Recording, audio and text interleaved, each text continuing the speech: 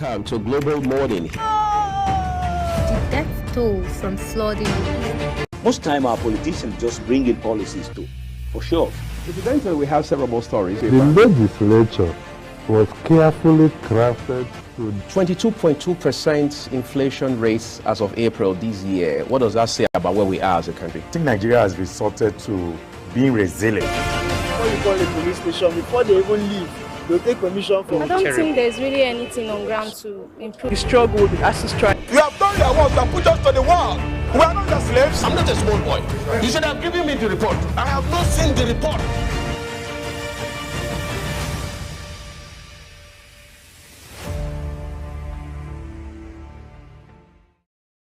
Hello everyone, it's always a delight to have you join us here on Global Morning. I'm Uyag Mofwegbe, bringing you the show on Global Television. We're live in Abuja, the nation's capital. In a bit, I'll be joined by my colleague, Queen Agaba, and the duo of the both of us will ride you through the next 3 or so hours. Hopefully you had a great weekend. You found time to unwind, make sense of the week that was, reminisce, take stock, and then strategize and re-strategize for the new week that has business-wise started today. Again, welcome to the program. Last week saw several big stories coming through, some of them stories that actually gave Nigerians a reason to be disturbed. One of those big stories happened to be the cybersecurity levy that had been announced by the Central Bank of Nigeria. As a matter of fact, the regulatory bank had ordered banks across the country to start charging 0.05% of whatever transaction is done using what they call e-channels, that is electronic means of transaction. But then became a talking point real quick. As a matter of fact, your darling Global Television had also jumped in to that conversation to look at it from several angles, to look at the economic reality that Nigerians are dealing with in light of that particular policy. Of course, as is always the case, there was the argument for, and then there was the argument against. For those who were for it, one of the strands in the conversation for them was the fact that this was a law that had been passed years before today. So for them, the point is that the Tinubu government is only implementing a law or enforcing the law that had already been in place. For others, it was about the burden, the economic hardship that Nigerians are already being faced with. And as such, you don't want to make a bad situation worse by now asking them to pay for this idea, this whole initiative, because the explanation from the government side was that this had become necessary so that the authorities, particularly the law enforcement, will be able to fight things like cyber crimes, things like bullying, what else? Funding of terrorism, illicit flows, whether it's in or out, that sort of thing. And the funds were supposed to be domiciled with the NSA, that's the Office of the National Security Advisor. But fast forward to just Saturday, President Tinubu had ordered the CBN to say, look, step on your brakes. Let's shelve this policy for a second so we don't further complicate the difficult situation by which Nigerians are challenged. Of course, as expected, the president's directive was greeted with a lot of applause. However, there was also, the point of saying it's places, that's the president's directive, places or just throws some sort of question mark into whether or not the Central Bank of Nigeria is actually autonomous in the real sense of the word, because the point being made is, how do you say the president directed the central bank? Does that mean the central bank is strapped to the apron strings of the president? Is that a way of saying that the central bank operates at the whims and caprices of the president, and so on and so forth? But maybe that's a discussion for another day. For today, the point in front of us is that that idea has been shelved, at least for the time being, for the foreseeable future. And then there are several other big stories that came through in the course of the week. Some of them we are going to highlight and even talk about in the course of the show this morning. In the meantime, we understand Fatima Umar and her team have put together for us Taste and Texture. delighted to have you here with me on Taste and Texture. I'm Fatimi Aboma. Today we'll be making a new twisted kind of northern dish, Brabisco, but this time with gari. Brabisco, which is also pronounced as Brabisco, is a traditional couscous meal that hails from the northern Maiduguri, Borno State. This meal is quick and easy to prepare. The primary ingredient for making this food is couscous. Couscous is also known as Brabisco in some northern parts of Nigeria and is made from corn or wheat grain. Nevertheless, in preparing this meal, couscous is sometimes substituted with gari. When gari is used in preparing this food, lukewarm water is added to it. The gari is then stirred with a fork so that it doesn't form solid mold. The small disjointed lumps of gari are what is required in preparing Brabisco.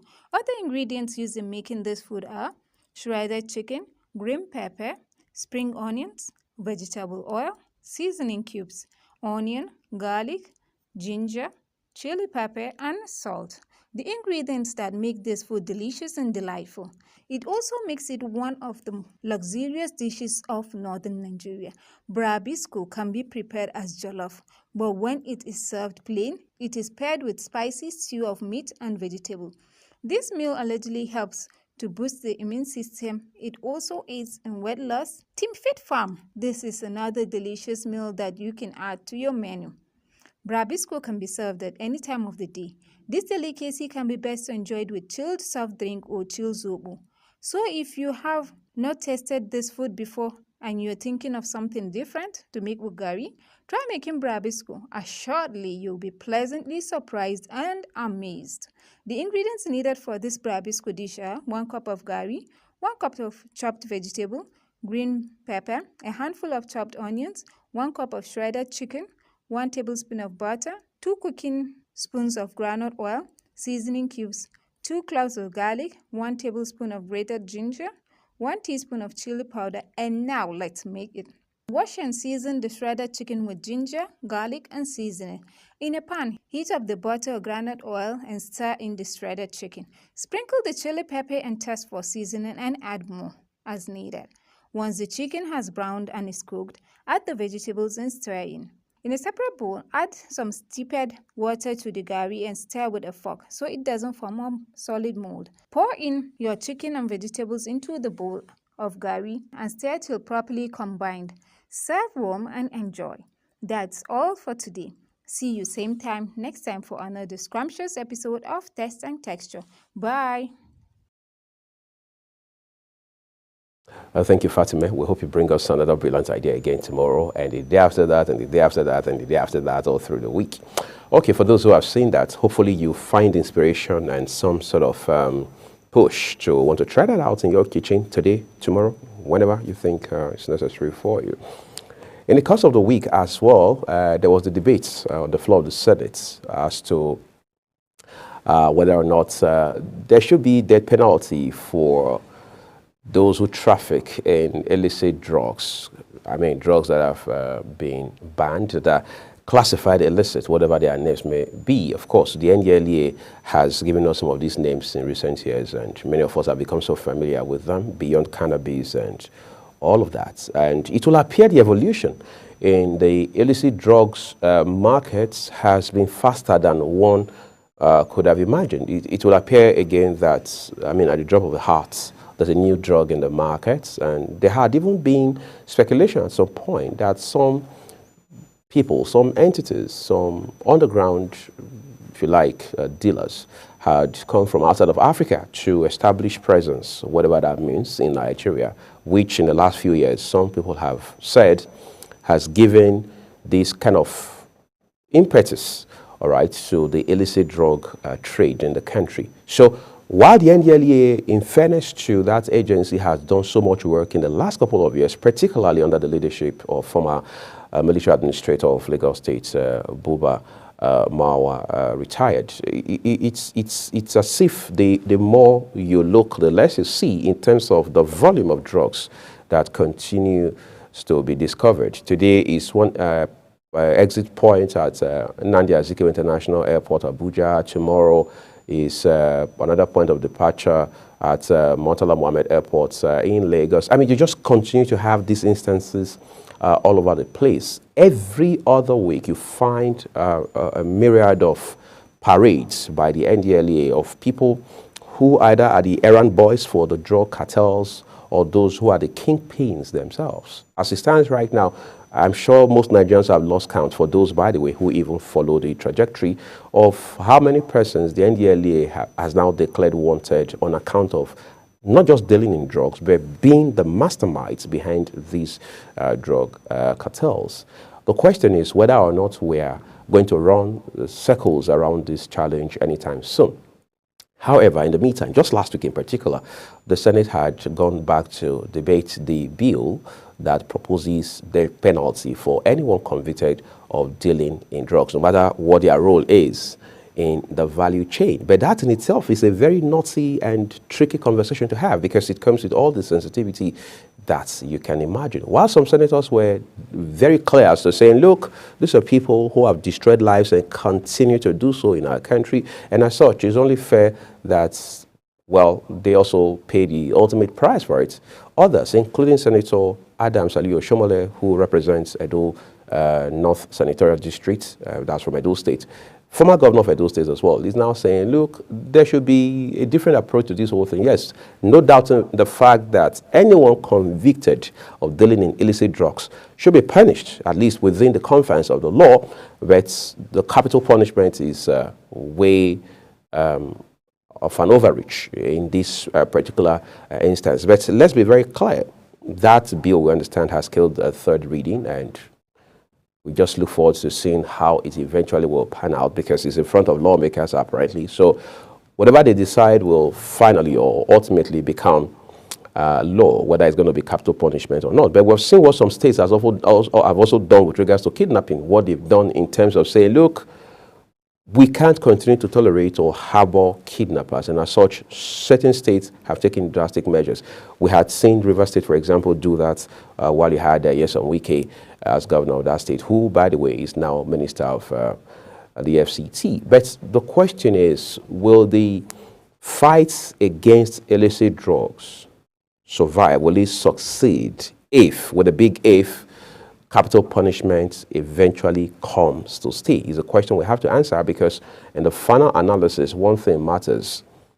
The issue of illicit drugs is a threat to every nation on earth, and that's why you see some countries have gone extremely drastic about it. Countries in Asia, for example, countries in the Middle East, and it will appear that certain countries in Africa, maybe Nigeria being taking the lead now, is also now following that same path. But we're watching very keenly to see how the Senate will pan out with this debate, very critical one that's right in front of them.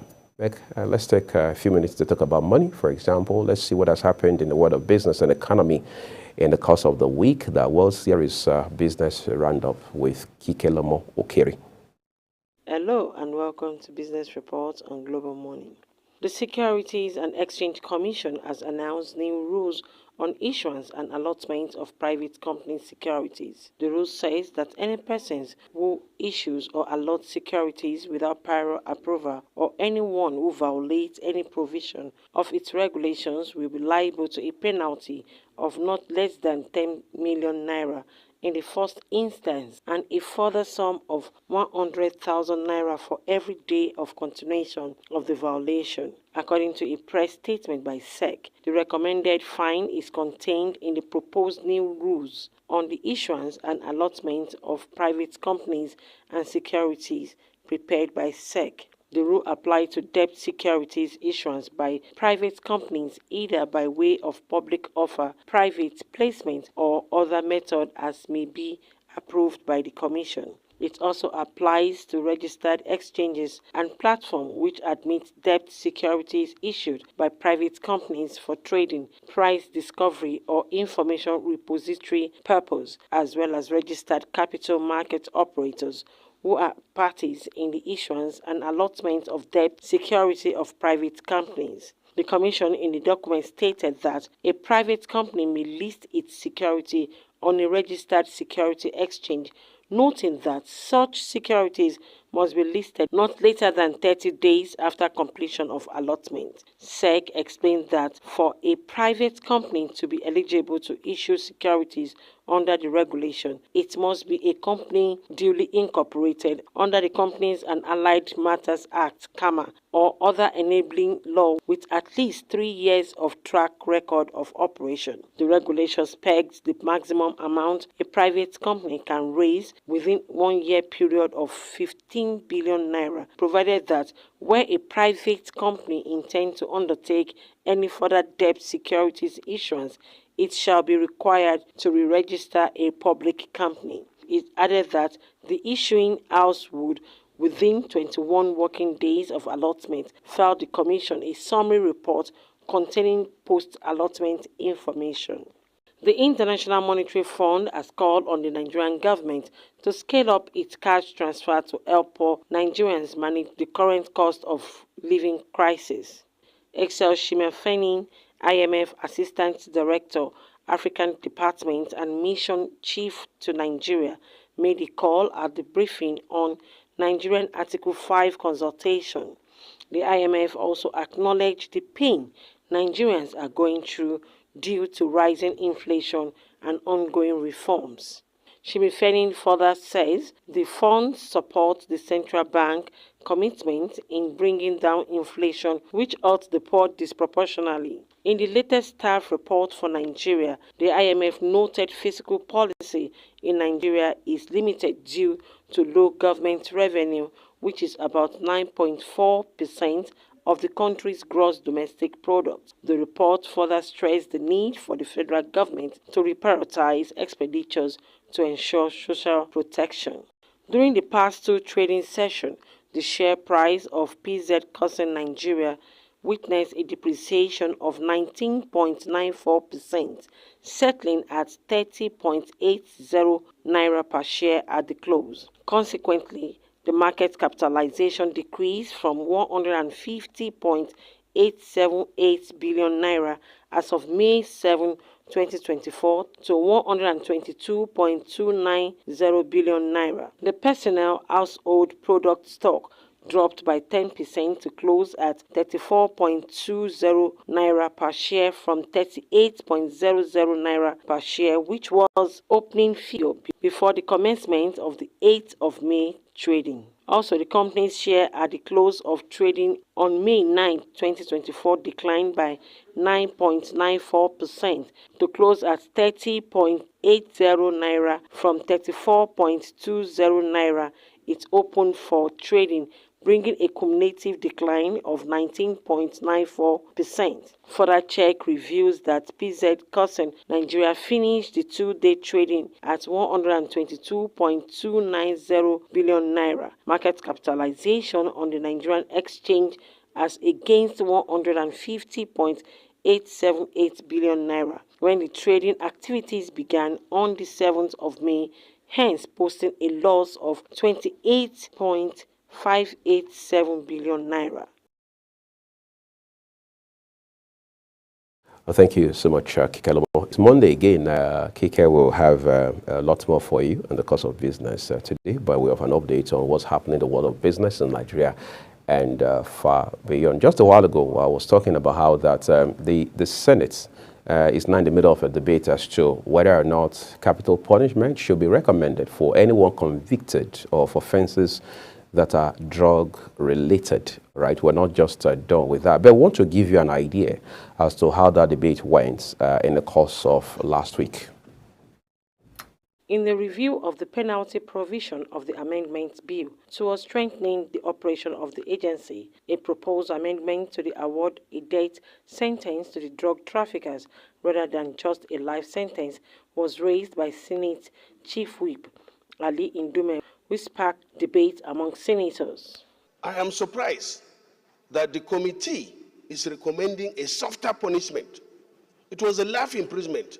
In fact, we should change it to death sentence. This is practiced everywhere in this country that are serious about dealing with drugs. So when we come to take it close by close, please, distinguished colleagues, let's change that section 11 to read death sentence. When the matter was put to a voice vote, it appears the nay had it. However, when the question was put on a second vote, the Deputy President of the Senate ruled in favor of the ayes had it. Slight roar ensued as some lawmakers were displeased. Senator Adams Oshimole expressed his displeasure over what he considered a hasty consideration and passage of the amendment clause. We must be honest, transparent in the decision. I am accountable to my conscience and to my community. Death sentence is not a matter for a, nay, or nay. Everybody should vote so that we will be counted. When it matters, those who vote for death and those who vote for punishment. No, you cannot. We'll take a vote. It's a fundamental issue. We are making law here. This is not a motion. I have responsibility for any law that I made while I'm in this parliament. No, we can't pass it because I don't believe that the highs have it. It's about life and death.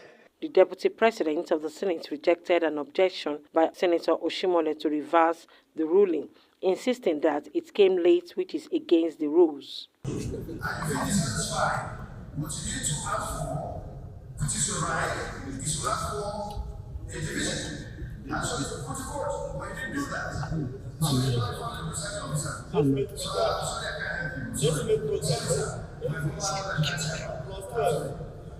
The bill was subsequently read for the third time and passed by the Senate.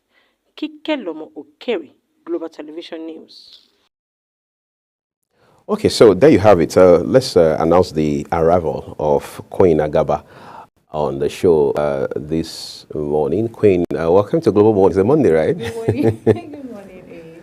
It's a pleasure to always, be here, right? Morning with you, yes. Yeah, great. I was just looking at your dress a while ago, how inspiring it is on a Monday morning, and I was wondering what it would have been like if I had to go the whole show myself alone. I mean, all by myself, right? Yeah, to compliment that sort of thing, But again, I'm sure you had a great weekend. Yes, I did, and I trust you did as well. Yes, I did. I was. I mean, this is the. Of course, arguably the best I've had in terms of weekends. And of course, on Mondays you always look well rested, maybe because you have the weekend. Yes, and then I'm a bit more deliberate about enjoying it and pushing work aside for a second. My boss, you didn't hear that, but it is what it is now. All right, but the point I was just making before you jumped and said a while ago is about the idea of recommending life sentence. No, not even life sentence. I mean, the penalty for people convicted of dealing in illicit drugs. Of course, we get to feature reports from NDLEA every other week on our television here in the course of our news broadcast and all of that. And then you're wondering, at what point are we going to eventually succeed in the fight against illicit drugs? Where do you stand, for or against, with regards to death penalty? Now, I think death penalty is too grave a sentence or punishment? Punishment, consequence for drug peddlers. Okay, now we're talking about those that peddle the drugs, not those that are addicts. Yeah, those are peddle, yes. Those are dealing it. So that's more like, to an extent, dealing with it to its roots, but not the roots of it.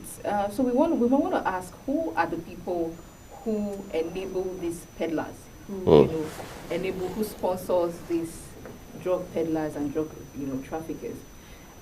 If you cut off a tree, they say if you cut off a tree and you just cut it, and you don't cut the root of it, it will spring forth. It's a matter of time. Yes. So if we continue to attack issues just from the base, not the root, we'll continue to go around in rigmaroles, in circles. It will be a pattern. You cut it off, it springs forth again. Maybe this time even better and stronger. You cut it off, it springs forth again. So who are the people?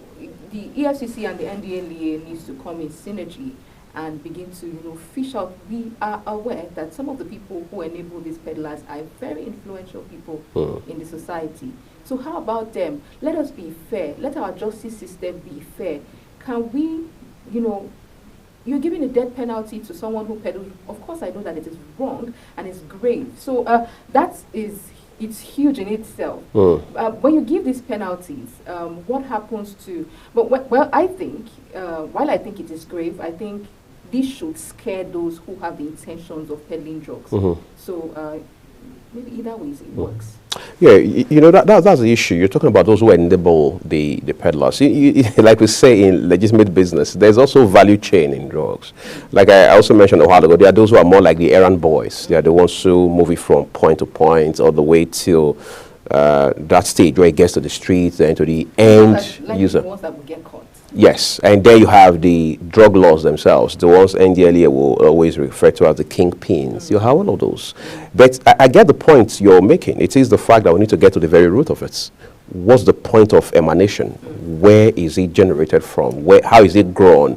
How is it produced? Whatever it is. How is it milled? How do we get to that point? Because you'll be shocked how many supposedly legitimate businesses are dealing in drugs, underneath. And you don't even have an idea. These people could be in your neighborhood. They could be the building next to your office and all of that. So it's a potpourri of many solutions we have to bring together, because the question is, I want to have countries where people's hands are chopped off, where people are kept in dungeons, that is underground cells or jails. I want to have countries where people, there's even the death penalty, for example, yet drug business thrives in those countries. So what exactly are the examples or the models that we're looking at to do all of this? But again, my joy is that this particular bill is in front of the Senate right now. We'll see how it pans out. We'll have news up ahead for you. Quinn and I will be with you all the way till the end of the show this morning. But let's take a quick break, everyone. When we return, we'll bring you, it will be time for newspaper review, and then we'll put our conversations on the road full-fledged. Do stay with us.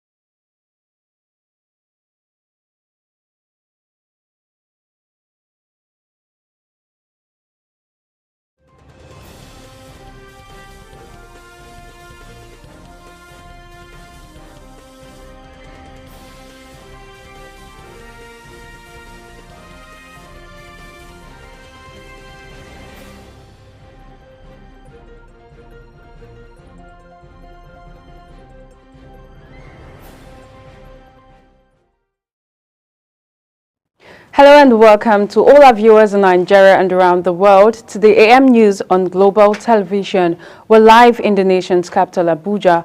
I am Chidima Jarrison. President Bola Tinubu congratulated the President-elect of the Republic of Chad, Mahamat Deby, on his election victory. The Special Advisor on Media and Publicity to the President, Mr. Ajuri Ngolale, assured Deby that Nigeria will continue to work closely with Chad as both countries seek to enhance peace, security and shared prosperity for the mutual benefit of the peoples. The Confederation of All Progressives Congress APC has commended the Minister of the Federal Capital Territory FCT Nyesom Wike's security initiatives to ensure a safe territory. Its Director General, Professor Kelani Mohammed, gave the commendation at a news conference in Abuja. Mohammed said the FCT had become a safe haven where residents could afford to sleep with their two eyes closed. Mohammed said the FCT had become a safe haven where residents could afford to sleep with their two eyes closed. The Governor of Enugu State, Dr. Peter Mba, has placed a 10 million naira bounty on the heads of the killers of two policemen in Enugu State, saying the state would go after the culprits with every resource at its disposal to bring the killers to book. Mba pledged the reward while briefing newsmen after a State Security Council meeting at the Government House in Enugu, which also had in attendance the State Commissioner of Police, Kanayo Uzegbu, State Director, State Security Services, Theresa Egbunu, Garrison Commander 82 Division, Nigerian Army Enugu Brigadier General Murtala Abu, and the State Commander, National Drug Law Enforcement Agency, NDLEA, Peter Oga, among others. The Nigerian Army has promised to investigate conditions at its detention facilities after a video emerged online showing soldiers complaining about overcrowding and poor feeding at the 8th Division Garrison Detention Facility in Sokoto State. In the video, which surfaced online on Friday, showed the soldiers lamenting the condition of the facility and the way they were being treated, with over 100 in the cell and 40 others awaiting trial. The Army also said it would not tolerate the way the soldiers expressed their grievances, adding that those involved could face disciplinary action. The Executive Chairman of the Economic and Financial Crimes Commission, EFCC, Ola Olukoyede, has called on compliance officers of banks across the country to desist from unauthorized disclosure of Commission's investigation activities and requests from banks to their customers. He made the call during a stakeholders meeting with compliance officers of banks in Oyo State. He stated that the EFCC is aware of the fact that compliance officers gave information to the clients regarding letters of investigation activities written to the banks from the Anti-Graft Agency, and noted that the act compromises the investigation exercise of financial crimes and delay corruption cases from being filed before law court. The committee arrived at this decision after a resolution at its investigative hearing following petitions and complaints it received from concerned Nigerians. The chairman of the House Committee, Ahmed Abdullahi, disclosed this during the interactive session with the management staff of IRIS, Smart Technology and Continental Transfer Technique, said the House must act promptly to address the situation. The Kogi State government has announced the rescue of several students from Confluence University of Science and Technology, Osara, who were abducted last Thursday. The police public relations officer in Kogi State, SP Williams Ayer, clarified to reporters via text message that 14 students were rescued during the operation. The rescued students, along with other previously abducted individuals, were promptly taken to a medical facility to receive the necessary care following their traumatic experiences. The Joint Military Task Force, JTF, in the Niger Delta, code-named Operation Delta Safe, OPDS, uncovered over 50 illegal refining sites in the Beseni Forest of Yenagoa local government area of Bayelsa State. The commander, OPDS Rear Admiral John Okeke, who led the operation on Sunday, May 12, said that illegal refining of stolen crude oil was taking place in each of the sites uncovered. You're watching the AM News coming to you live from Nigeria's capital, Abuja. We are on StarTimes channel 276. Kindly follow us on our social media platforms using at Global TV NG and other handles now showing on your screen. When the AM News returns, Serap, Bojit, 136 Nigerians want courts to stop Tinubu government from imposing cybersecurity levy on Nigerians. These and other stories coming right after this break. Do stay with us.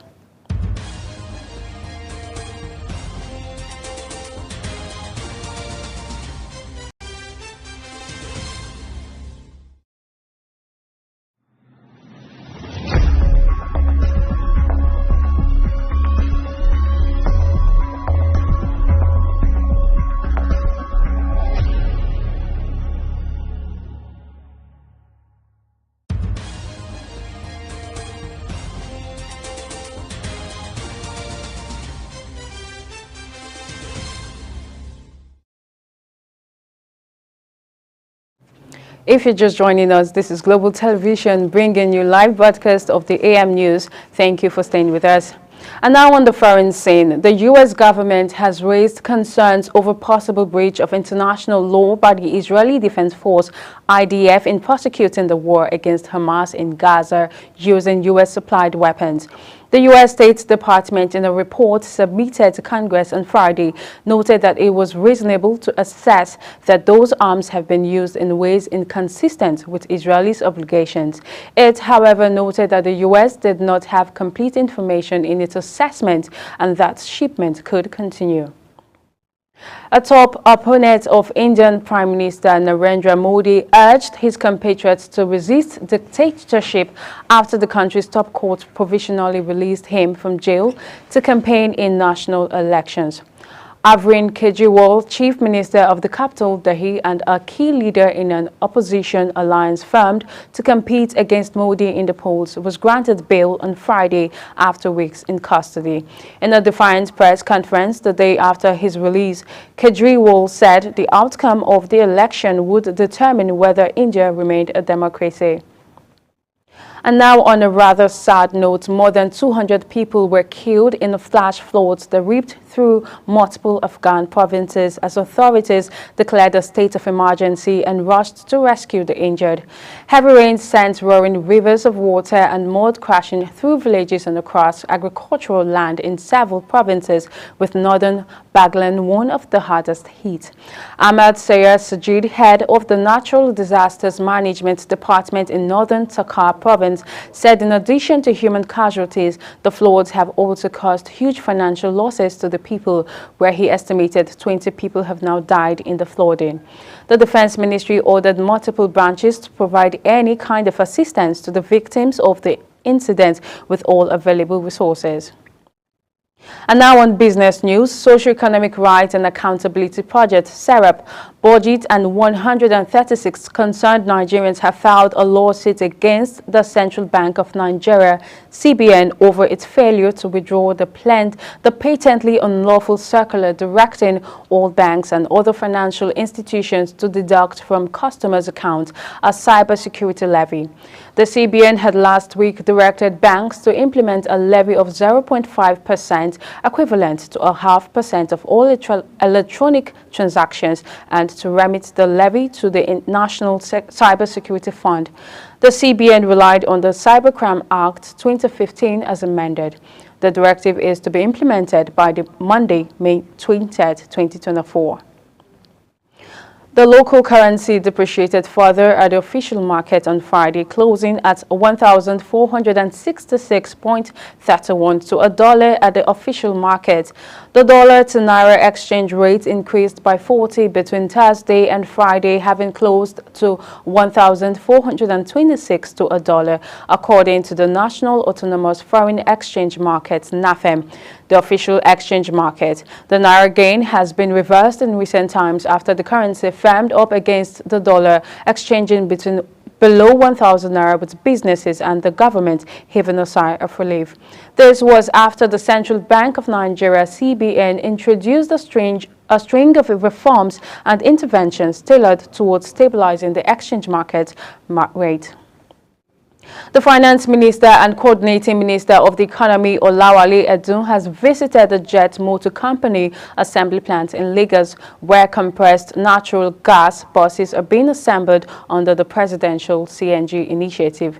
Disclosing this in a statement by SSA Media and Publicity to President Bola Ahmed Tinubu, Temitope Ajayi said Jet, which is located in Lagos, is one of the 4 assembly plants picked by the PCNGI to assemble semi-knocked-down components of climate-friendly CNG and electric buses and tricycles, which will soon be rolled out to slash transportation costs.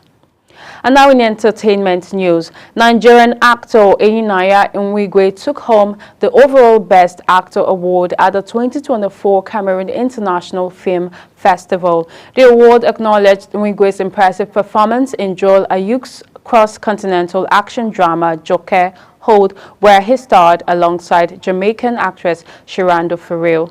The actor's capacity to take on different but tasking roles has led to him being a part of another international production such as All About Love, South African and Black November 2012. And Breath of Life has won the Best Movie Award at the 10th edition of the African Magic Viewers' Choice Award AMVCA. The movie received 11 nominations across various categories, including Best Movie, Best Director and Best Lead Actor, and won in 6 categories.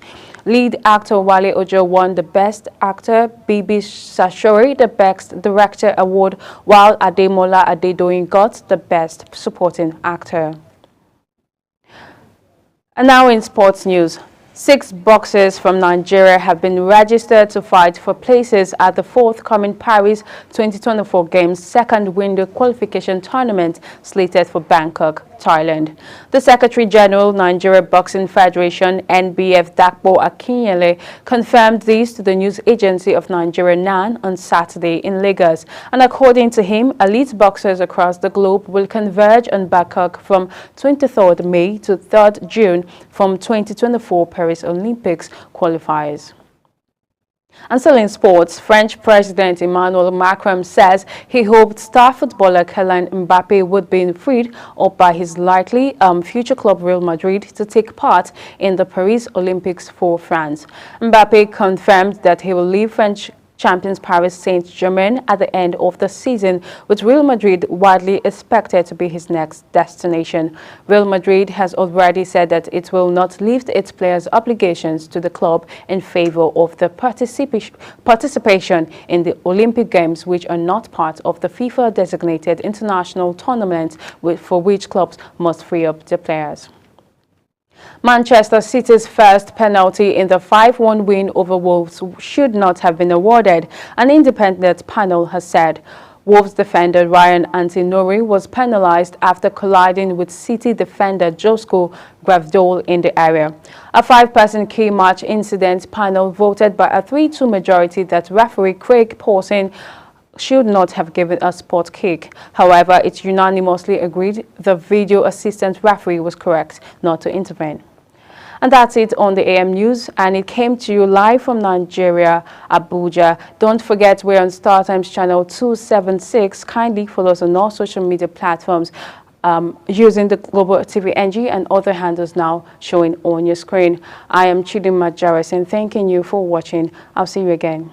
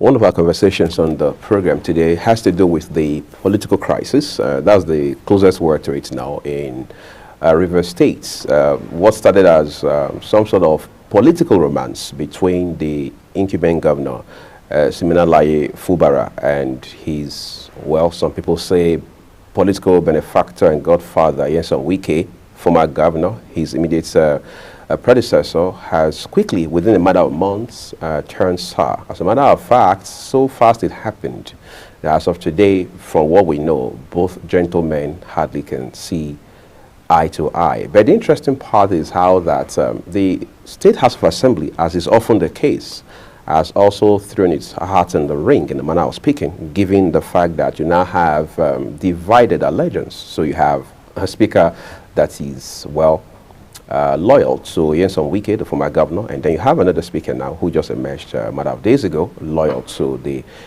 incumbent governor. So it has become an final analysis, a case of when two elephants fight. Of course, we know what happens, the grass suffers. I'm joined by a gentleman, one who is going to bring some brilliance to the conversation on the show this morning. Is a member of the ruling All Progressives Congress, the APC, but well, has his eye and ears on the ground, especially where political activities in Rivers State are concerned. Solomon Soponochi, hopefully I pronounce your last name. Yes, you did very much well. It's good to have you on the program. It's good to have you too. All right, great. So we've dragged this for a while. Today you're finally here. Even though I'm not so sure where you stand with regards to these two gentlemen who are in the ring, for want of better words, right now. But let's talk about the genesis, because let's say there's no smoke without fire.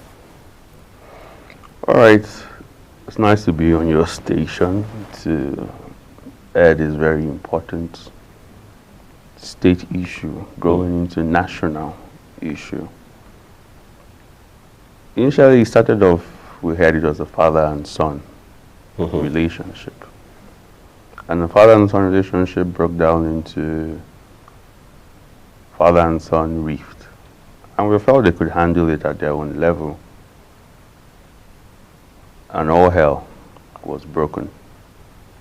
As of December last year, it looked going forward.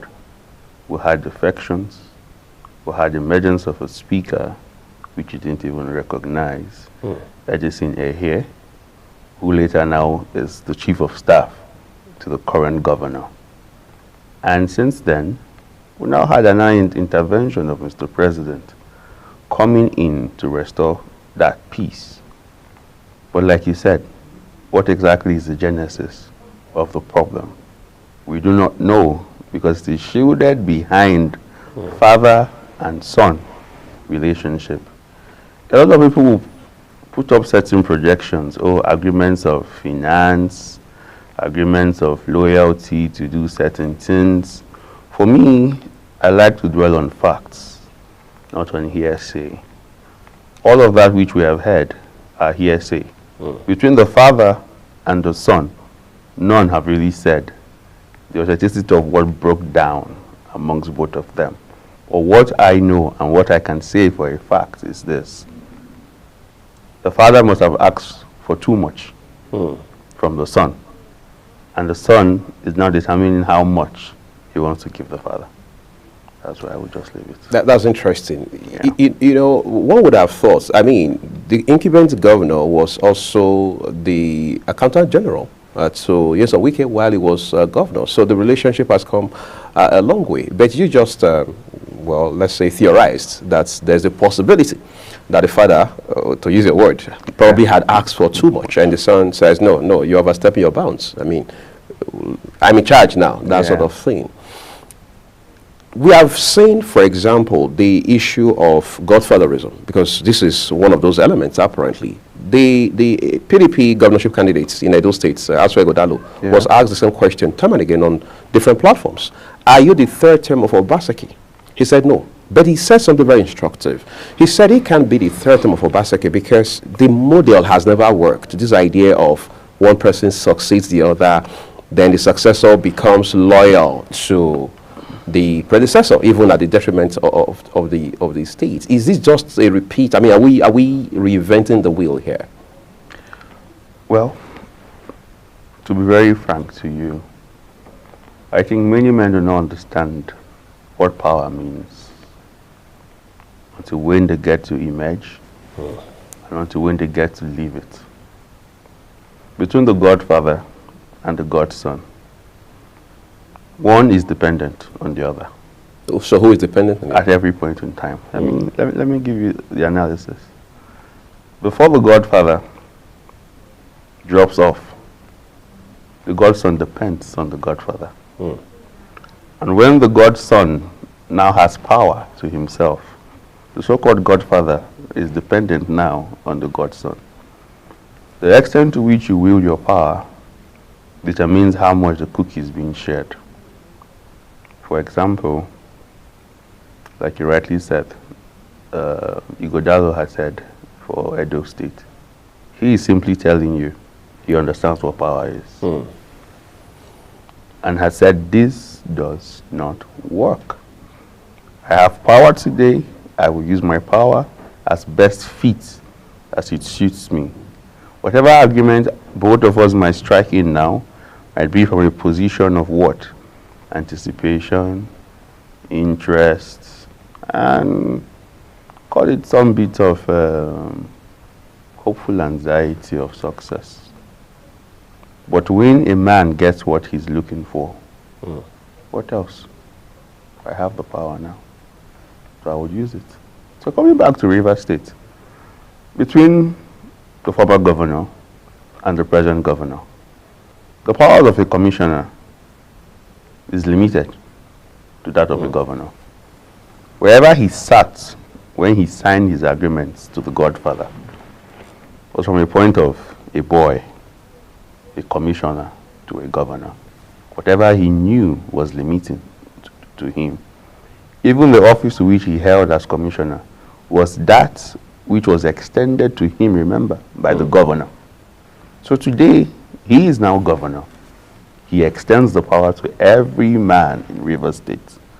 So tell me, power, they say, is intoxicating. Maybe that's what is happening here.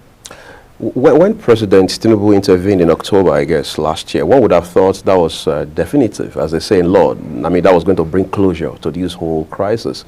That just hasn't happened yet. So what is the explanation for that?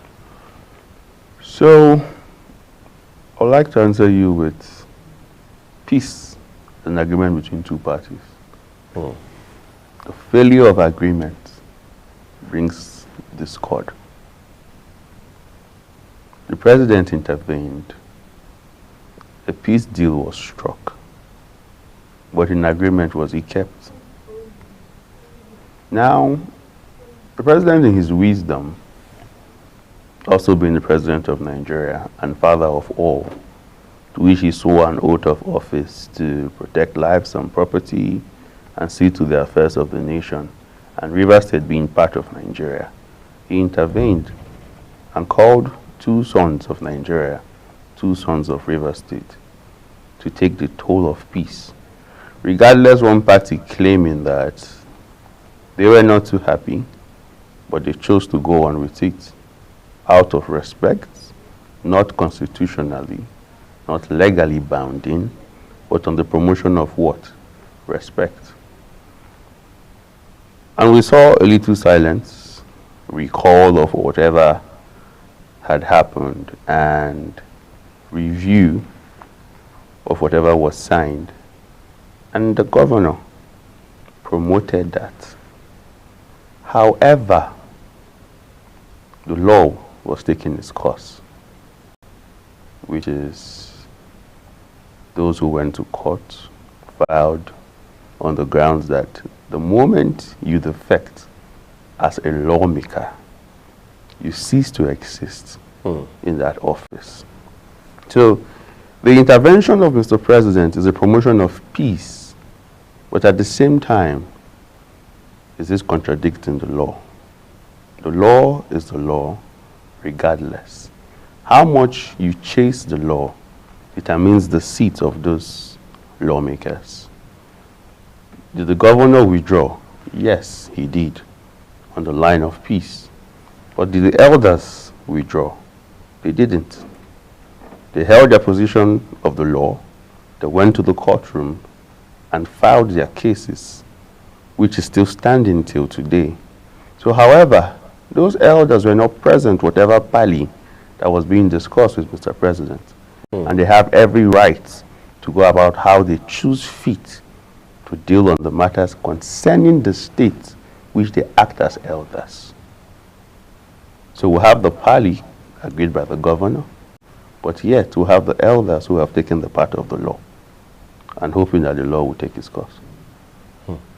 Interesting. But again, there are people who say former Governor Nyesom Wike is over pushing his luck, because you have done 8 years, you're out of office. You need to cut this gentleman some slack, let him focus, and all of that. Isn't there some sense in that argument?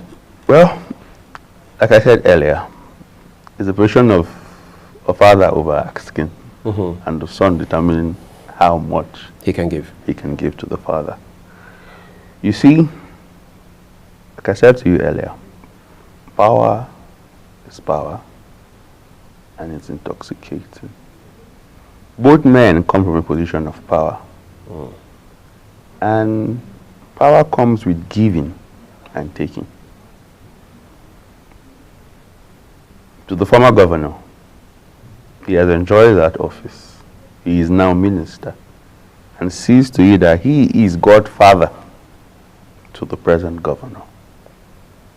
So you take what I say and you do what I say. If ever you have something different, present it, and then we shall all agree on it.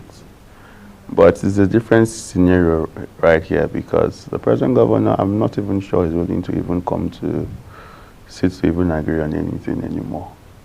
It's now simply that I am governor, allow me rule. I took the oath of office to govern Rivers people, and I will govern Rivers people, because whatever happens is upon me. It's interesting because, like I said, the president had intervened last year. But it's been 6 months and counting. The president, for what we know, hasn't said a word about it, at least not in the open. Some people say this is uneasy silence. Some people say the silence is very loud. But we saw Ajaero Ngelale, special advisor to the president on media and publicity on national television at the other time, talking about how that the president will not take sides. That what the president will do is ensure that everybody has what they need to work without taking sides in the overall interest of the Rivers people. Help me make sense of that. So, first off, we must recognize that Ajaero Ngelale is a Rivers man. In him speaking, and also confirmation of emotions as a Rivers man. Second off, he enjoys the comfort of direct discussions with Mr. President. I do not want to say him being on air in that discussion is an official statement or promotion by Mr. President, but at the same time, he has to put Mr. President in good light, as that's part of his job. Right. And every leader will not take sides in such a fight. At least openly? Openly, which that has been stated. And even behind the scene, like I said, I like to dwell on facts.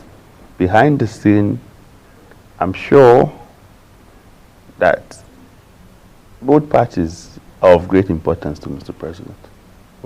Let me draw this scenario. The president entrusted the former governor to serve in capacity of Minister of the FCT. He recognizes that. The president recognizes the governor, a member of the Governors Forum, and governor of Rivers State, who also holds of great economic value to the country. This is governor. And he has said over and over again that he is not a president who wants to play partisan politics. I want to be a president that leads for the good of Nigeria, regardless of party affiliations. And I want all governors to be on his side, that the renewed hope agenda is being achieved. Severally, we've seen similar Fubara as a resident of Mr. President, not once, not twice, even last December, recently during the Ramadan feast, which they all gathered. He was there. So I believe the president enjoys the comfort of both men at this point. But I think, like, a father and a son who is fighting, and then there's a grandfather who is there. It's almost difficult for him to choose. You know, that makes it a bit complicated. Yes, Wike is a member of the PDP. At least he says he has not resigned from the PDP. Yeah. And then he serves in an APC-led federal government. Of course, his estranged godson, Fubara, is in the PDP. How much does this complicate this conversation? So, Wike is in the PDP. Fubara is in the PDP. As of now, as we speak, I personally am keeping a watch as an APC member to see what the PDP national will do. Is it not shocking to you, as it is shocking to me? I'm not trying to call them out, but I must do. Yeah. As the national leadership of the PDP? Yes! That till now, they cannot intervene in affairs of such gravity. It's a sign of weakness on the party. I do not know what the organizational structure is or the reef they have amongst themselves, but for a serving governor of Rivers State to be in rift with a party elder of such magnitude as Nyesom Wike, the party ought to intervene. And then having your lawmakers, 27 of them, defect to another party. And to them, they didn't even act as if anything happened. And then you have a waving difference if they are on seats, if they are not on seats. Not even a word from the National Secretary. For me, it is a PDP affair. I, as APC, I just want to watch. The leadership of APC River State is now asking, I mean, that call became vehement last week for the resignation of Fubara, in fact, impeachment of Fubara. I mean, where is that coming from? Opposition party? Well, you know, that is the beauty of the Asiwaju government. Regardless, party or no party, he wants to work with everybody. I want to say promotions of Chief Tony Okocha, the acting chairman of APC River State, as a promotion of togetherness with the current minister, where he comes from an angle that as a chairman, he will celebrate the defection of 27 lawmakers to APC. It is a win. We must not forget that politics is a game of numbers. So, as the present chairman, why not? If I have 27 more members at that capacity of lawmakers coming over to my party, no matter how it will be, I must try to also promote, support, defend their confidence.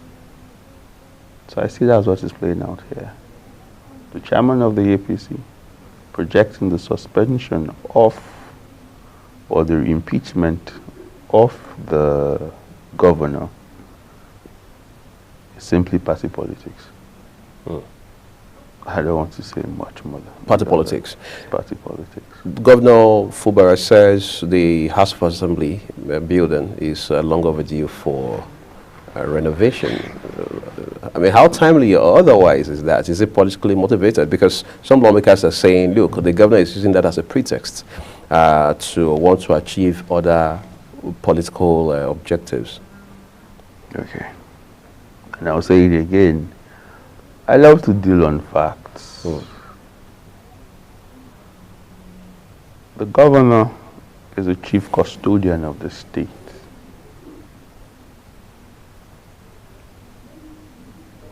Everything that happens in Rivers State is under his watch. So if the governor chooses to step into the assembly quarters to vet for himself, he is not out of place. What the lawmakers have said is that he wishes to demolish it. It is hearsay. Because I listened to the governor when he spoke directly to the people on air, and in his words he said he only came for inspection. But yet again, we can't take out what politics is. Machiavelli would define it as the end justifying the means.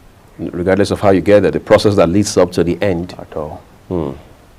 It's also a game of survival. You wouldn't want to throw dirt in my face, disgrace me, abuse me, and then tell me not to talk. How I talk would now reveal to the world if I am a strong man or if I am a weak man. Is Fubara a strong man or a weak man at this point? How strong, we do not know. But if he is strong, he's beginning to show that. So was he weak the entire time up till this point? Well, let me say Fubara has a political strategy which some of us are beginning to learn from. I want to call the model of the former president of Nigeria, President Muhammadu Buhari, where silence could also be a skill in governance, where you operate from an angle of talk less and act. Fubara is not the regular politician. I wouldn't even consider him as one up until now. He's been a civil servant all his life. Career civil servant. Career civil servant. So this might be his first promotion of politics. So if he plays it a little bit different from the books, yes, it's expected. Some of us are watching and learning. Talk less and act. Fubara is acting. You cannot predict, you cannot say, but all what we know, the man is acting.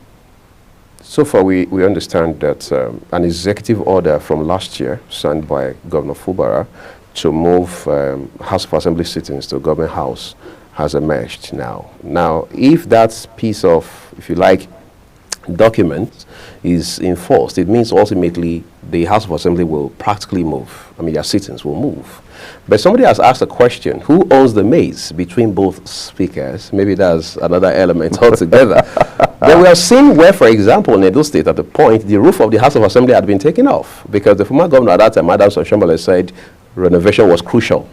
All right. Well, of course, we knew how the drama played out eventually.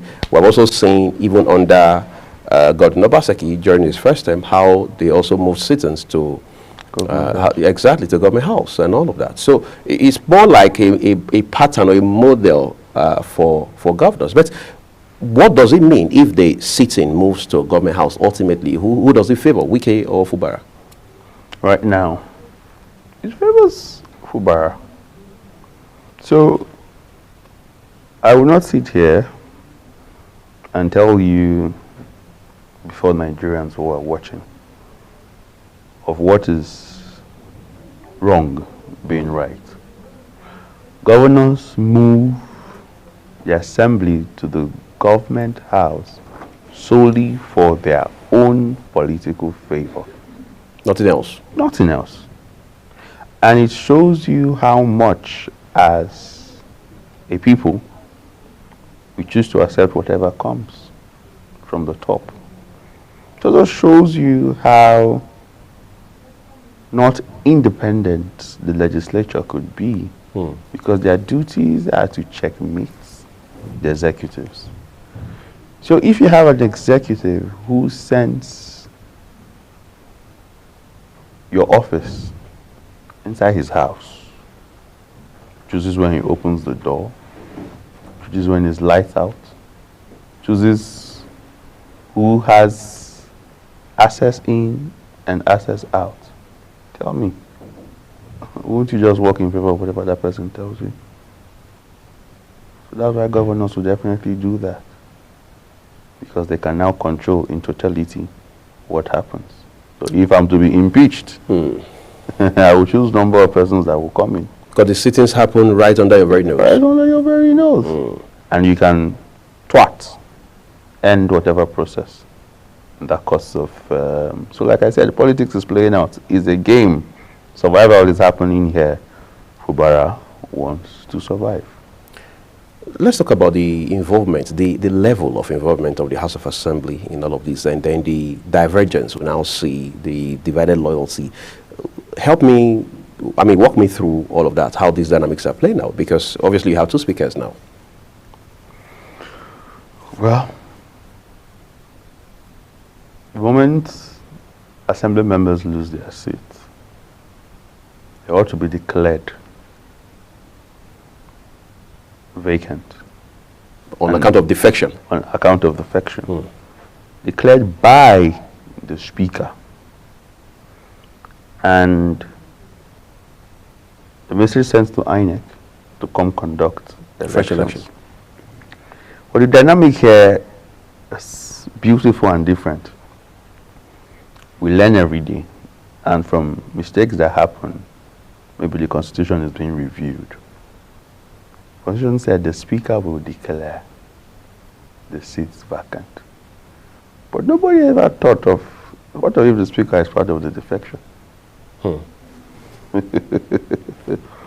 So we have a Speaker now who is part of that process of defection. Probably even led the defection. Probably even led the defection. And by law, the moment you do that, your seat is being declared vacant by the Speaker and even by the Constitution. So there must be a Speaker who would even vet the confirmation of their so-called defection if it meets up. Because basically, Constitution said if there's internal crisis and all of that, you can do that. So there must be a Speaker who would vet that process and see if your defection is carried, and then there's no need to declare the seats vacant. But up until when that vetting is done, the seats is vacant. But now the Speaker is part of the defection. So that's one side. In absence of a Speaker, there is a need for a Speaker to take over immediately. And we had the emergence of Edison Ehe, who immediately declared all their seats vacant. Immediately. And the beautiful thing about this set of 32, now then 31 lawmakers, they are all from the same party. All from the same party. The PDP? Yes, the PDP. So Edison Ehe declared them vacant. And a call was made, but restrained by court, by this other faction. And so when Edison was then announced Chief of Staff to the governor, then another vacancy is made present. And then you now had the emergence of the new Speaker who just emerged a couple of days back. So you see that the legislature in Rivers State right now is in a state of chaos. Court injunctions upon court injunctions by different, I do not even know what year would be done with all of those court summons and all of that. But as of today, we have only 4 assembly members in Rivers State as recognized by law. The other 27, just by the court's promotion, cease to exist. And their seats are vacant. When this whole crisis started, we would always hear Nyesom Wike say Governor Fubara is ungrateful. Of course, he never mentioned his name, but the people who listened to him weren't born yesterday, so they knew where that inference came from. That's the governor was ungrateful, that he can't tolerate ungrateful people. What should be the ideal way to show gratitude under this circumstance that probably the governor didn't do to his predecessor, Nyesom Wike? I try to limit how much I say certain things because I'm an APC member. This is a PDP affair, but yet I'm a statesman. It's my state. What gratitude is the minister asking about? I cannot say. Because gratitude to you might not be the same gratitude to me. What you call appreciation to me might not be befitting to me. So I do not know what is befitting to the minister. In terms of gratitude? In terms of gratitude. And to be fair to the minister currently, to be fair to him, like I said, it was a father and son relationship.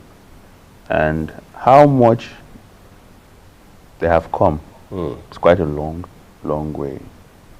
From him serving as local government chairman and having Similayo Fubara working with him then as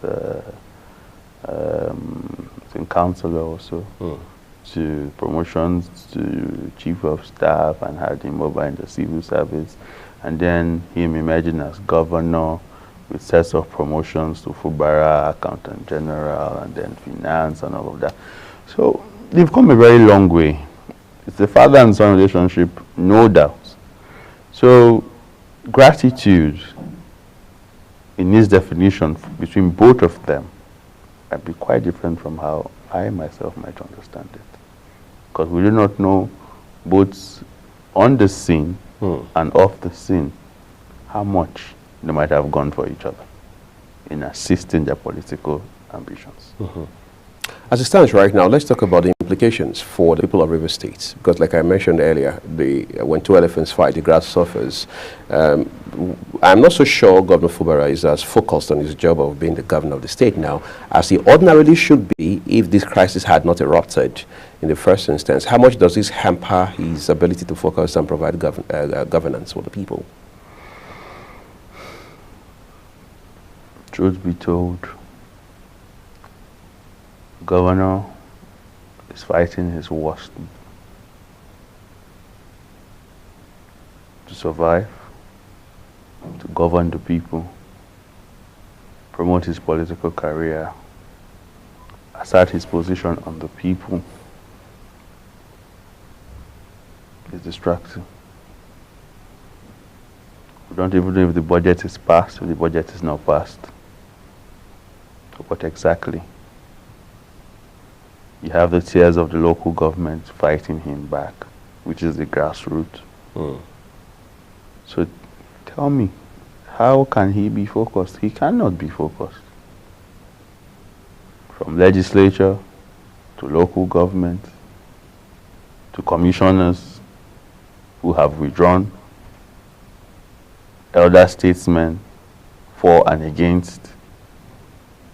Tell me, he cannot be focused. There's a limit to what success would be for Fubara. Like I said to you, we do not know when the court cases will come to an end, as there are so many on ground. 27 lawmakers out. That means 27 representatives of different constituencies off the picture. You have just about 4 of them. In a right working system, can the capacity of 4 people chair the assembly of such a state like Rivers State? You have local government chairmen who are to take down grassroots mobilization and development, also fighting with the governor. So how does he exercise this? A budget not past. So where do you go forth?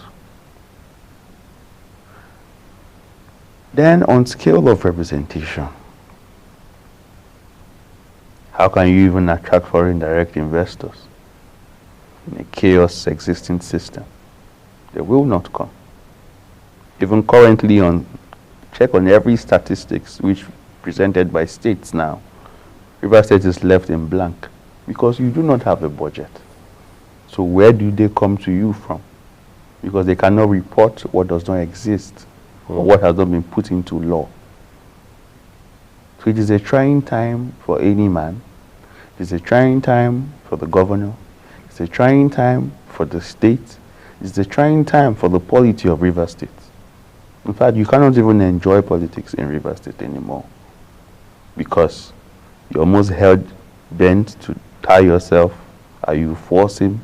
Are you against him? Are you for Wike? Are you against Wike? I see politics have never existed in Rivers State without these two men. It has existed. It will exist. Even after them. Even after them.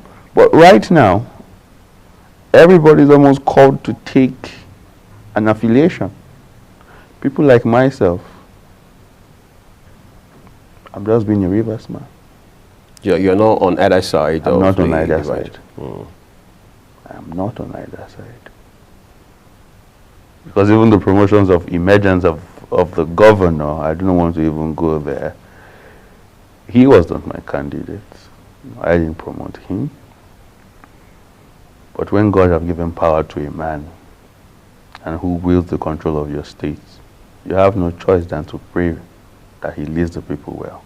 So my prayers are with Fubara right now, that he leads the people of Rivers State well, regardless of whatever challenge he's having. Because, like they say, when two elephants fight, the people suffer. How much suffering? The economy right now is tight, and having a state without a budget, and having the chaos going on from every level, we do not know what ticking time bomb is playing out for us. Let's talk about ticking time bomb for Fubara now for a second as we round off this conversation. 2027 is just a matter of, it's not far flung. Politicians think in terms of the next election. But then there's the belief by some people in your party, in the PDP, and anywhere in between, that there's some political ambush by Nyesom Wike for Fubara come 2027. Do you share that sentiment? So, between me and you and the people of Nigeria, we know what politics is. No man promotes his enemy. It's the very origin of life. Even Satan, when he offended God, he was cast down until today. So, it's simple. The minister will promote his candidates. It's simple. That is politics. And if Fubara feels he wishes to take up a second term, go ahead. Take up the challenge. Get into the primaries. It might get tougher then. If he's strong enough, they leave the party for him, go off to another party and contest. It's politics. It's survival. But for me, he should focus on the people right now. If it is one term he does, so be it. If he emerges victorious in the second runoff, good for him. All right, let's not get ahead of ourselves. by our calendar, 2027 is still about 3 years away, even though we know politicians don't use the Gregorian calendar as far as their own activities are concerned. Solomon Soponuchi, member of the APC, thank you for coming to share your insights with us on the program this morning. That's what we're leaving it with this first conversation. We're back shortly with the second and the last, but before that, Queen Agaba and I will bring you paper review here on the program. Do stay with us.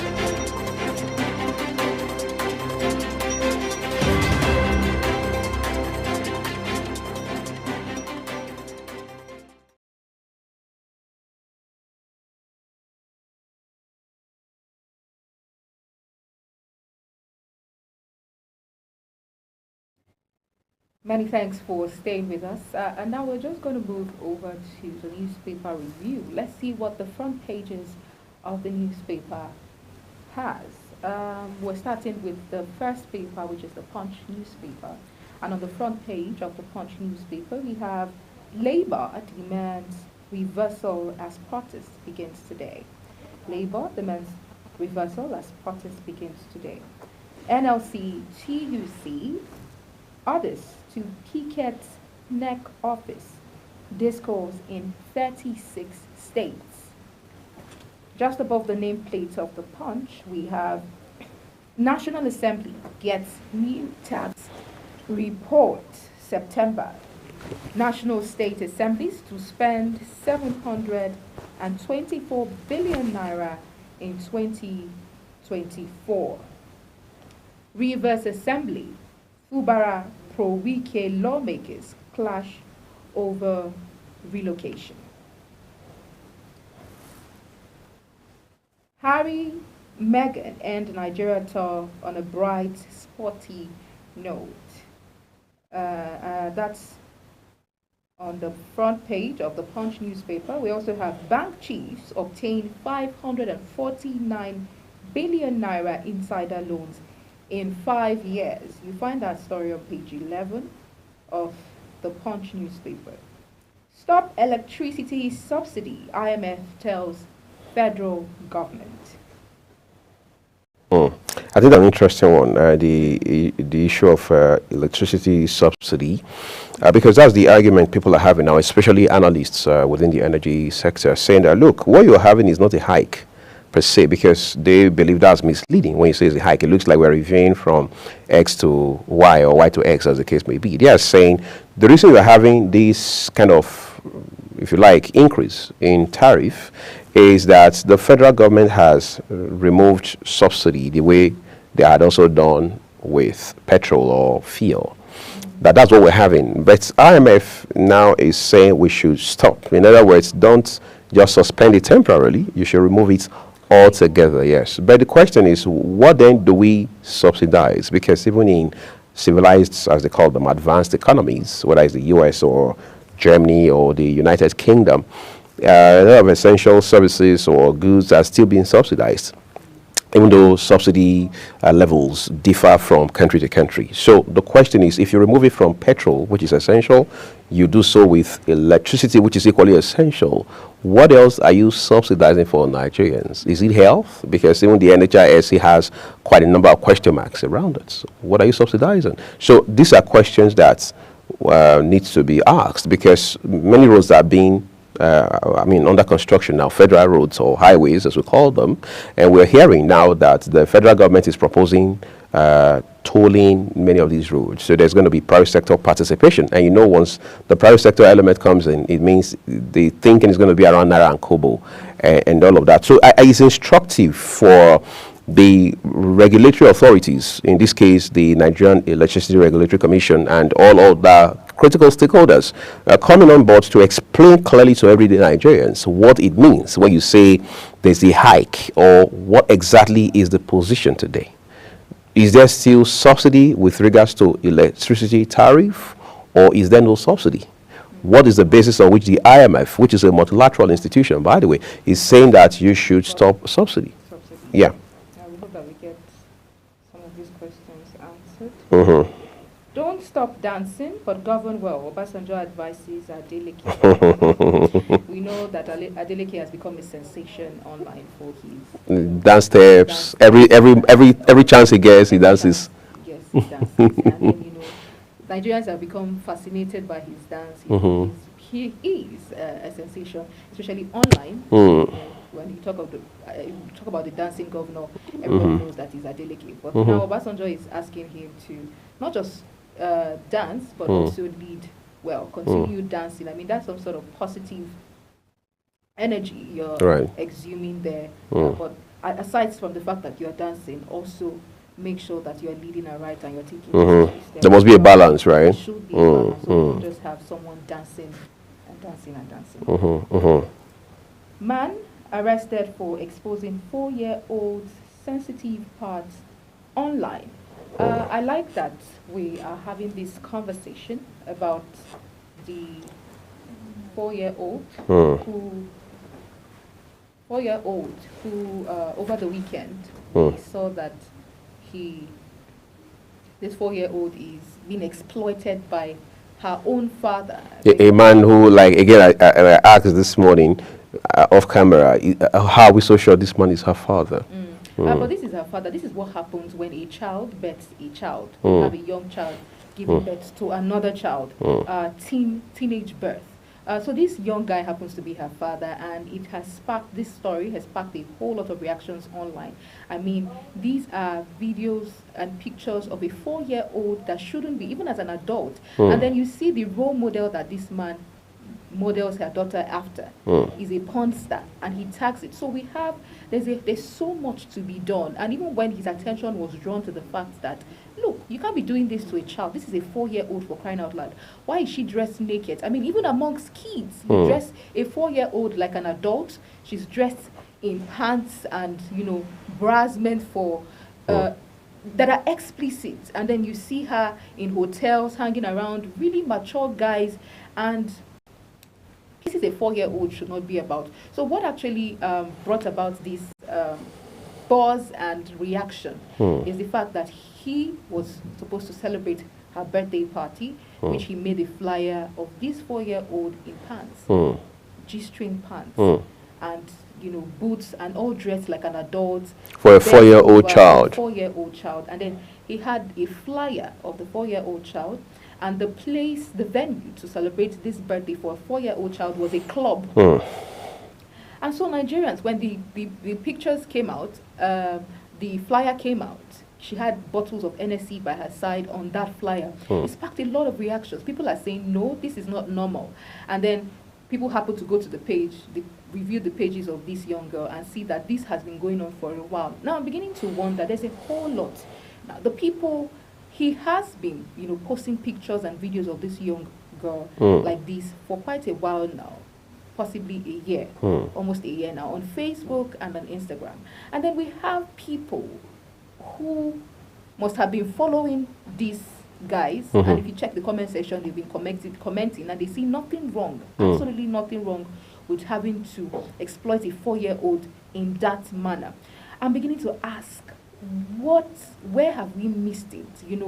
What happens to people, when they say you have a child, it is not just your child, it's a child of a community. I feel like the community of that child must have failed her. For none of them to have called the attention of this father to order until, it got out of hand, and it's on Twitter, and people are beginning to talk about it, and relevant authorities are being tagged, as it is now.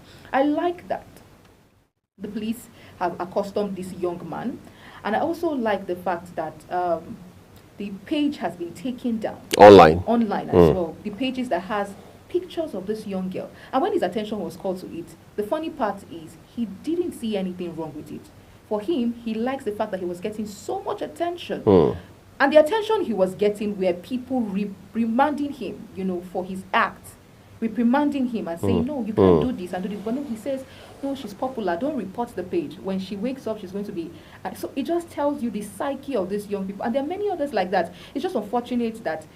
It's fortunate to say that his own came up in the internet, and people are beginning to... Even though it took a while. It took a while, but there are many others like this. So, I'm beginning to ask, what do we begin to do? How do we begin to... There are a lot of teens who have children and who are dressing them. Now they call them Pablo and Pablets. That's both of them. Both of them, husbands and wife, young couples like that who are into very maybe notorious or heinous crimes, and then they happen to give birth to a child, and the child is modeling after the parent and all of that. So it is, I don't know if to say, but we have a long journey, as regards working on the psyche of this young people. It's crazy, Queen. The next story on the Punch is NDLEA holds suspect with 3 trucks of codeine pills. You find that on page 4 of the Punch newspaper. Okay, I think that takes us to the Tribune now, right? And we'll go over to the top again and look at other papers for you this morning. Let's take a look at the Tribune, starting with the headlines above the name plates. This one has a picture of the central bank governor, Olayemi Kadoso, says budget setup, 136 Nigerians sue CBN. The rider here reads, want courts to stop Tinubu government from imposing cybersecurity levy on Nigerians. Of course, events have overtaken that now because the president probably saw the smoke and he knew there was fire somewhere. And he has called off, he has asked the CBN to hold off on that policy implementation. But then you have a headline with the picture of the National Security Advisor, Nuhu Ribadu. It says NSA Governance Forum Chairman to meet Mufwang over fate of 7 APC Plateau lawmakers. You can find those details on page 19 of the Nigerian Tribune this morning. The big story says FG planning tax relief for 95% of small businesses. That sounds like a real relief, with the Rider Tax Reforms Committee chairman. Afrima, Nigeria must beat South Africa to hosting rights. Stakeholders tell Tinubu Musawa. 14 abducted Kogi varsity students rescued. This is enough reason to heave a self relief now, because it was a very crazy story that came through last week. 3 died, 21 injured in Ogun multiple road accidents. That was also a big highlight, sad as it is, from last week as well. NDLEA arrests grandpa in Ekiti, grandma in Benue for illicit drug dealing with a rider. The reads intercepts 3 truckloads of opioids, seizes 3.5 million pills, 344,000 codeine bottles. This is a conversation Queen and I were having earlier on. I mean, those who deal in these substances, what should be done to them? A bill in front of the Senate is now recommending capital punishment. Will that be the magic wand to help solve this problem? Is a question we're all asking. But then in front of the Nigerian Tribune, you have a picture of Prince Harry, or as we call them, the Duke and Duchess of Sussex, with Governor of Lagos State and his wife. There, we understand that they've rounded off their visits to Nigeria, and that marks the end of this round, or as they say in football, this leg of their interaction with Nigeria and indeed Africa. So Queen has the next one for us.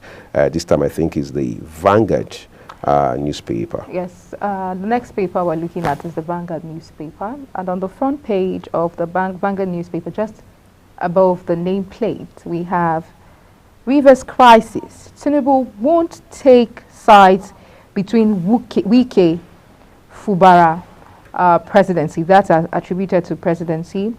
Okwama, Ewu, Delta government residents may clash over villages' refusal to accept IDP camp site. You find that on page 8 of the Vanguard. We also have why power sector crisis won't end soon by the NLC President Joe Ajaero on pages 14. Page 14 of the Vanguard newspaper.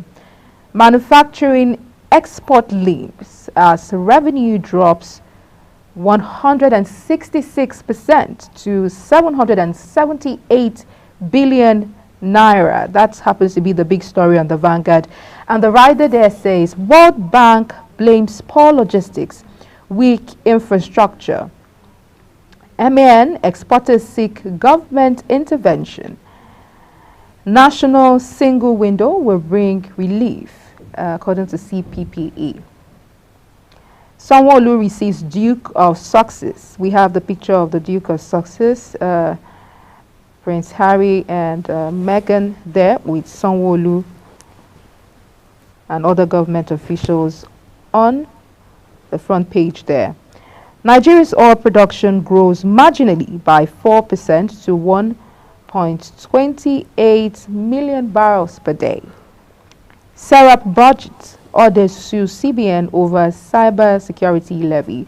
It's a good one that the president has asked that the cyber security levy be suspended for now, following reactions from Nigerians, the NLC, and a whole lot of unions over the cybersecurity levy. Owela Kemfa, that's on page 16. You can read that up. NFF to unveil Finidi George today in sports. You find that on page 46 of the Vanguard newspaper.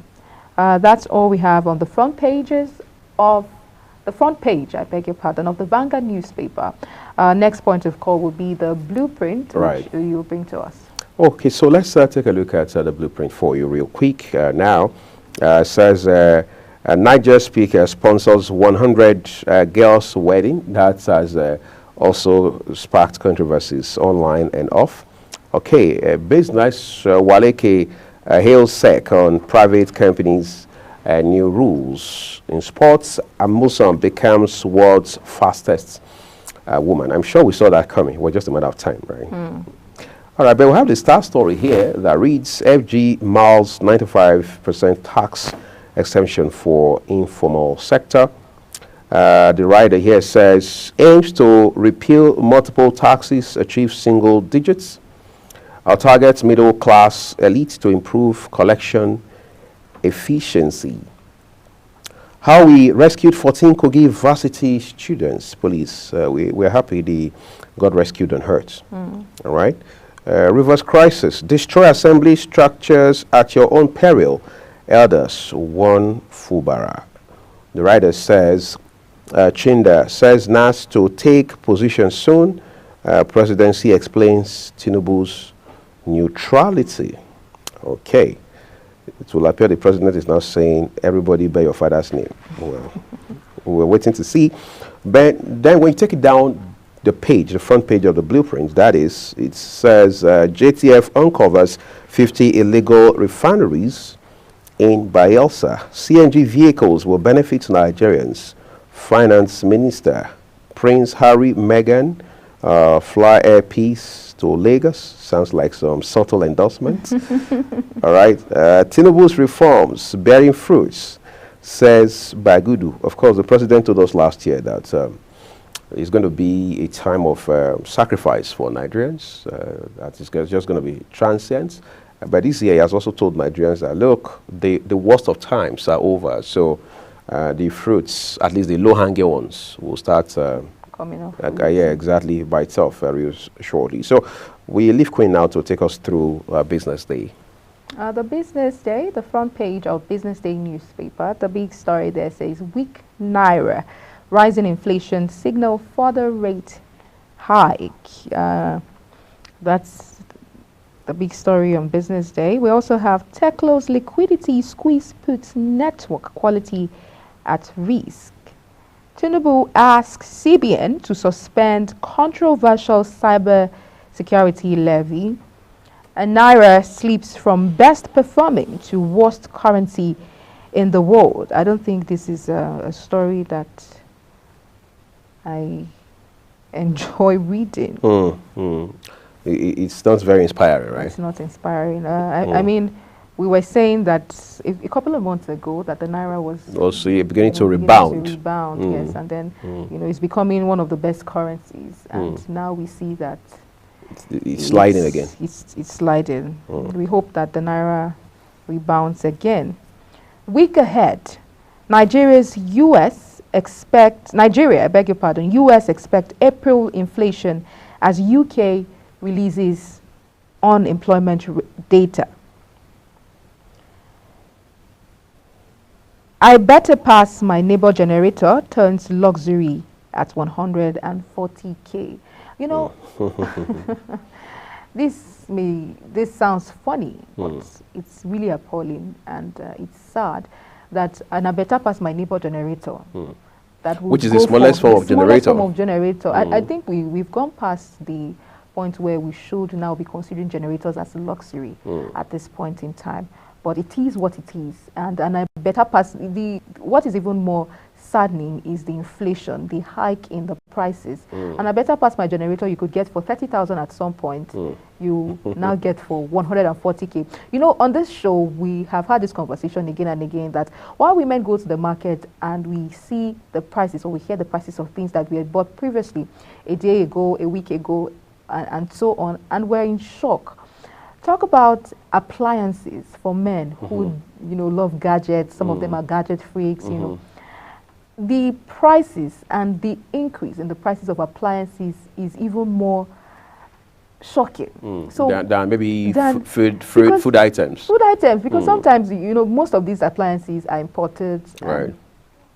And then the prices triple. Something that you get for 50,000 naira, you're going even as far as becoming 6 times the prices. That's How right. do you deal? How do you, you know, what have you ever been to an appliance store recently? What was it like for you? You know, did it make you reflect? Like, I mean, I got this 20K ago, a week ago, a month ago. How did it, you know, become what it is now?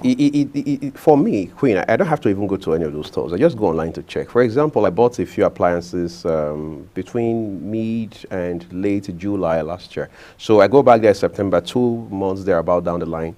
I see some significant increase. By the end of the year, around Christmas time, you see more increase. By the start of 2024, it is out the window already. I mean, shooting right through the roof and all of that. So, like you said, yes, we'll blame it on inflation. But let's go back to the issue around the Better Pass My Neighbor generator. The name, first of all, it's not. It does not show flamboyance. I better pass my neighbor. It just shows you are the last rung of the ladder, economically, and so on and so forth. It even whips up some sort of competition. I better pass my neighbor. So your neighbor probably doesn't have. So that's why at least you have this. So it gives you an edge of some kind. All right. But then again, what is even saddening for me is I realized there was a time this gen sold for between 11 and 12,000. So you buy for 12,000 and somebody tells you, I bought mine for 11.5, or I bought for 11. So they're trying to compare stores and prices and all of that. But now we're saying it has shot up to 140,000. So for an average family that needs to get a gen to power maybe a chiller or a regular refrigerator, let's even forget about water dispenser. Let's talk about maybe one AC, not 2, not 3, maybe TV and all of that. You'll be looking at maybe 300K and above for you to buy something decent for that purpose. All right, which again is very concerning because at the time, a generator of that capacity would sell for maybe something in the neighborhood of between 60 and 75,000. Right. Really sad. I think that's all we have on the front page of the Business Day newspaper. Our next point of call will be the Daily Sun. Right. So let's bring some sun to your day, having looked at this very grim analysis. Okay, but the Daily Sun says to us with the big story, a Rivers crisis, PDP, Wike supporters talk tough. 2 riders there, you can't demolish assembly structures, pro-Wike's men dare Fubara. They are ranting, lack shame, G60 PDP lawmakers. Beside the nameplates, Labour resolves to shut down NERC discourse. Let's see. Gunmen killed 3 policemen, FRSC official in Enugu. Quite a sad headline. The writer says, I killed, scores injured.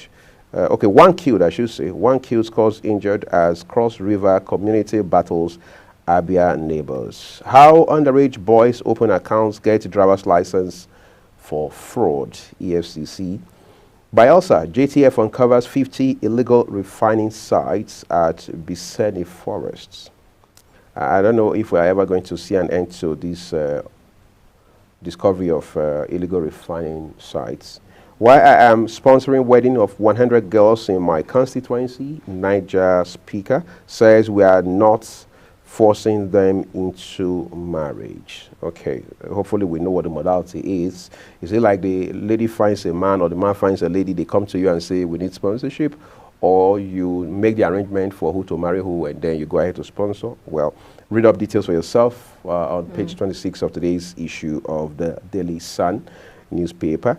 Kogi attack, abducted varsity students, others rescued.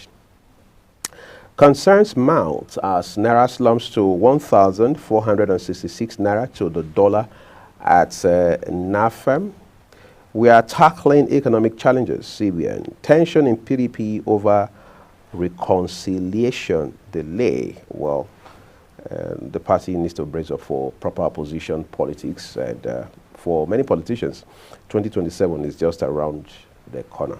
All right, let's take it to the Daily Trust newspaper now with Queen.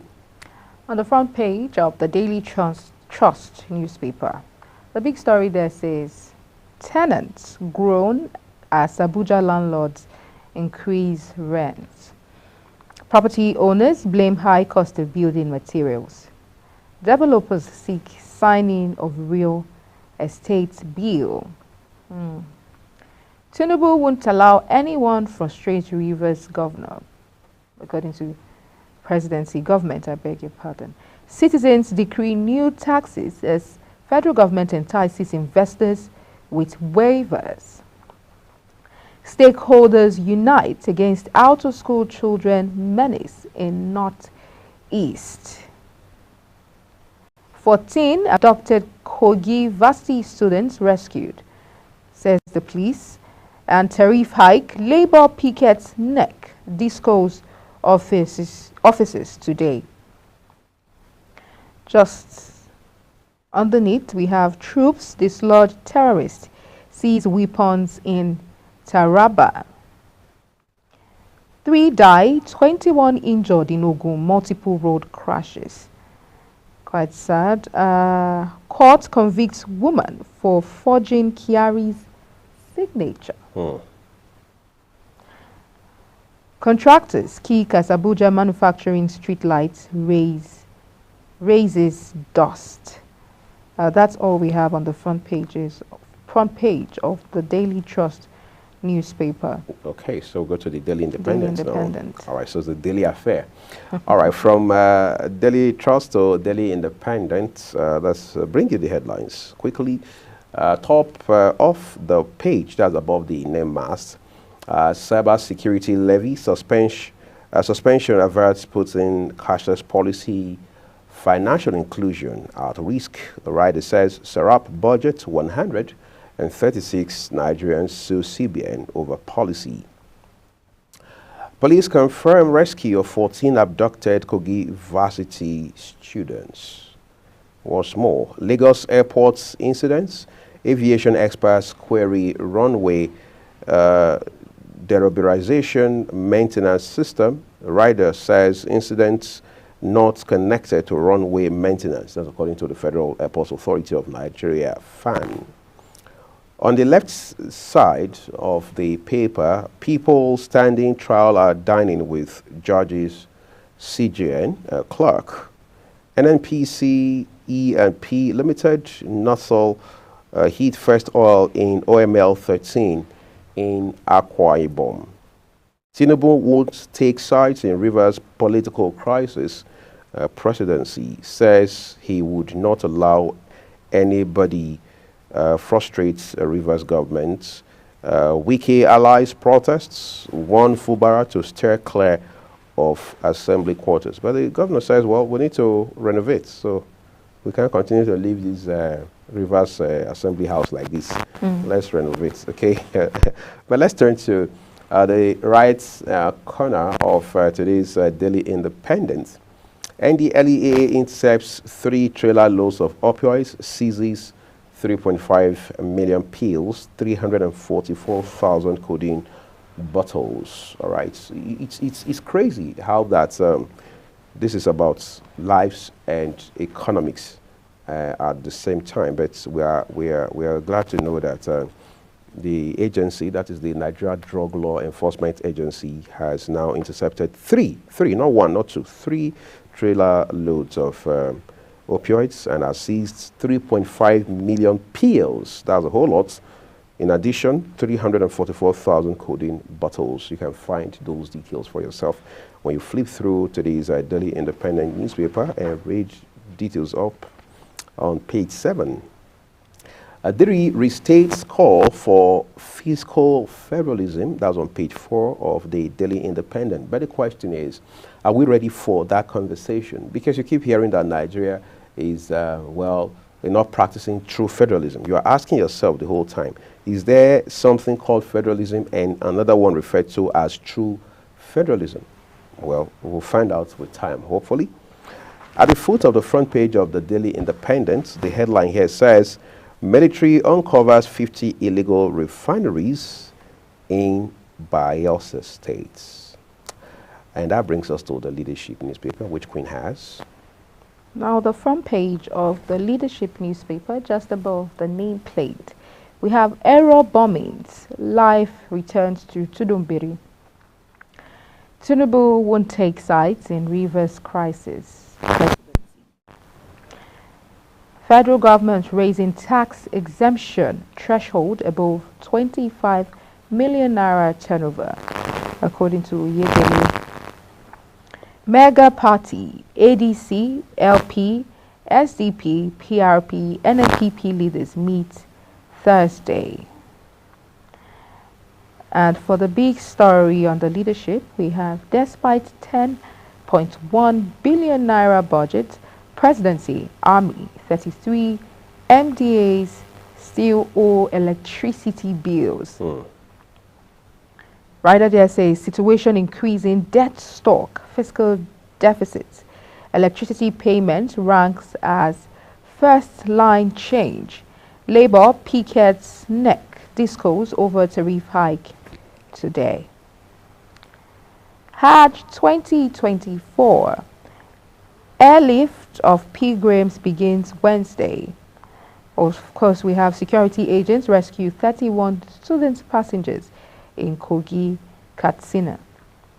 Streetlight contractors blame AEDC for dark FCT streets. Talk about the dark streets. We see blame games here. Streetlight contractors are now blaming AEDC. You know, I've had conversation around why certain streets that are supposed to have street lights, you know, across the FCT, are in absolute darkness, making it, you know, easy for crimes to be perpetrated in such areas like that. So now we see that streetlight contractors are blaming the AEDC, and I don't know, from the AEDC, who do we blame now? Well, we blame Nigerians for not paying. Freight operations begin on Lagos-Kano rail line June. We still have a picture of Sanwo-Olu, his wife, and then Prince Harry and Meghan in here on the front page of the Leadership newspaper as they round up their activities here in Nigeria.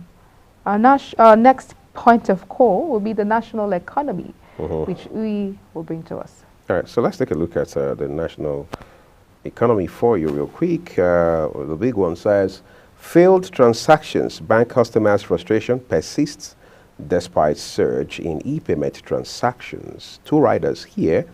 Nigeria records 234 trillion naira e-payment transaction in first quarter of 2024. That's quite a volume. The second reads, cases of failed bank transactions rise by over 60%, according to NIBSS, that's the Nigerian Interbank Settlement System. Okay, let's see other headlines for you. Above the nameplate, CAC says July 7 deadline for POS operators registration. So they still have almost 2 months to get that tidied up. FG's cash transfer program limited in impact, according to the World Bank. You can find details on page 5 of today's national economy. At least that will give you an insight into what parameters were used to reach that conclusion. All right.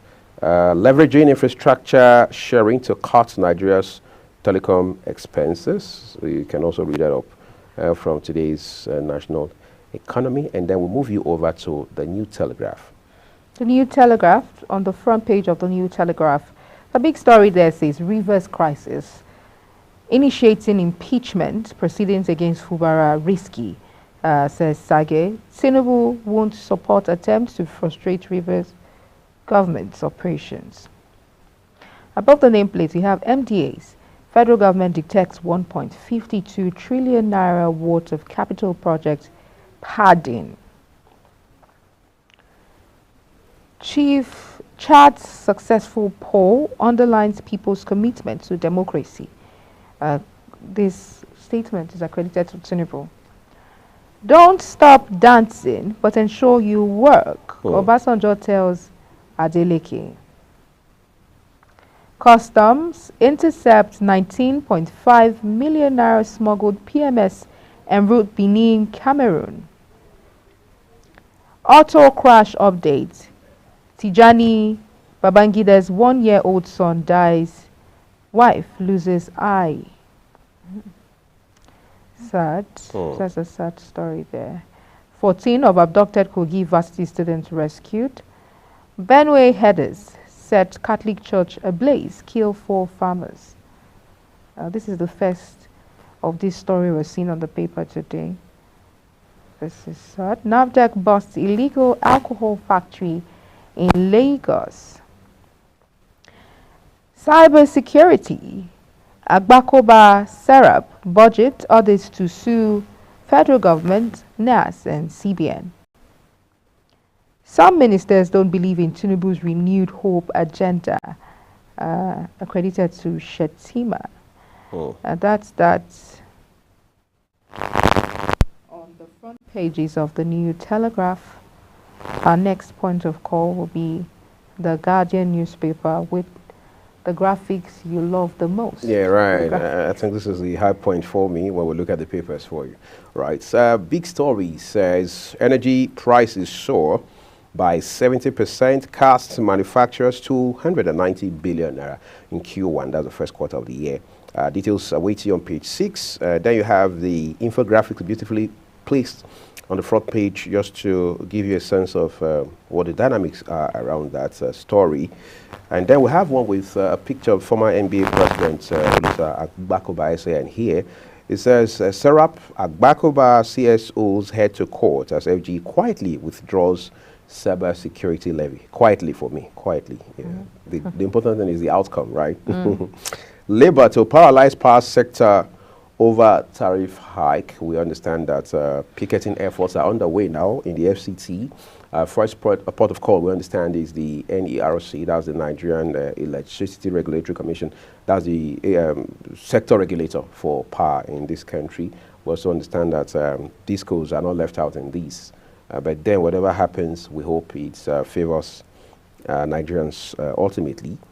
Rivers elders caution Fubara against tampering with assembly quarters. Again, gunmen kill 3 policemen. Road safety official in Enugu. Withdraw death penalty for drug offenses. ASF France tells Senate. Nigeria is complex but not difficult to govern, says Obasanjo. I mean, this is a man who has been there, done that. As military head of states, as civilian president for 8 years. I mean, what do we know enough to counter him? Troops burst terrorists' hideouts in Taraba, seize arms, ammunition. All right, so let's take you to the Nation newspaper quickly. On the front page of the Nation newspaper, above the nameplate, we have cybersecurity levy, why implementation can't take off. On the front page, also we have commissioners battle chairman at Federal Character Commission. Nigeria complex but easy to govern, says Obasanjo. Pressure mounts on debtors to repay 450 billion naira federal government loans. The big story here says EFCC to join forces with UK prosecutors in Dezani's case. Experts suggest options as inflation crosses 34%. We have Kwara, Akwa Ibom, Yobe, Borno orders most backward in pensions remittance. On the EFCC story about Dezani's case, the writer there says anti-graft agency seeks access to ex-minister's assets and others. And still we have pictures of Prince Harry and Meghan and the governor of Lagos State and his wife on the front page of the Nation newspaper. Rivers governor, lawmakers flex muzzles over assembly quarters. That's also on the front page of the Nation newspaper. With that, this is where we draw the curtains on newspaper review this morning. We'll take a quick break, and when we return, the conversations around topical issues continues. Please stay with us.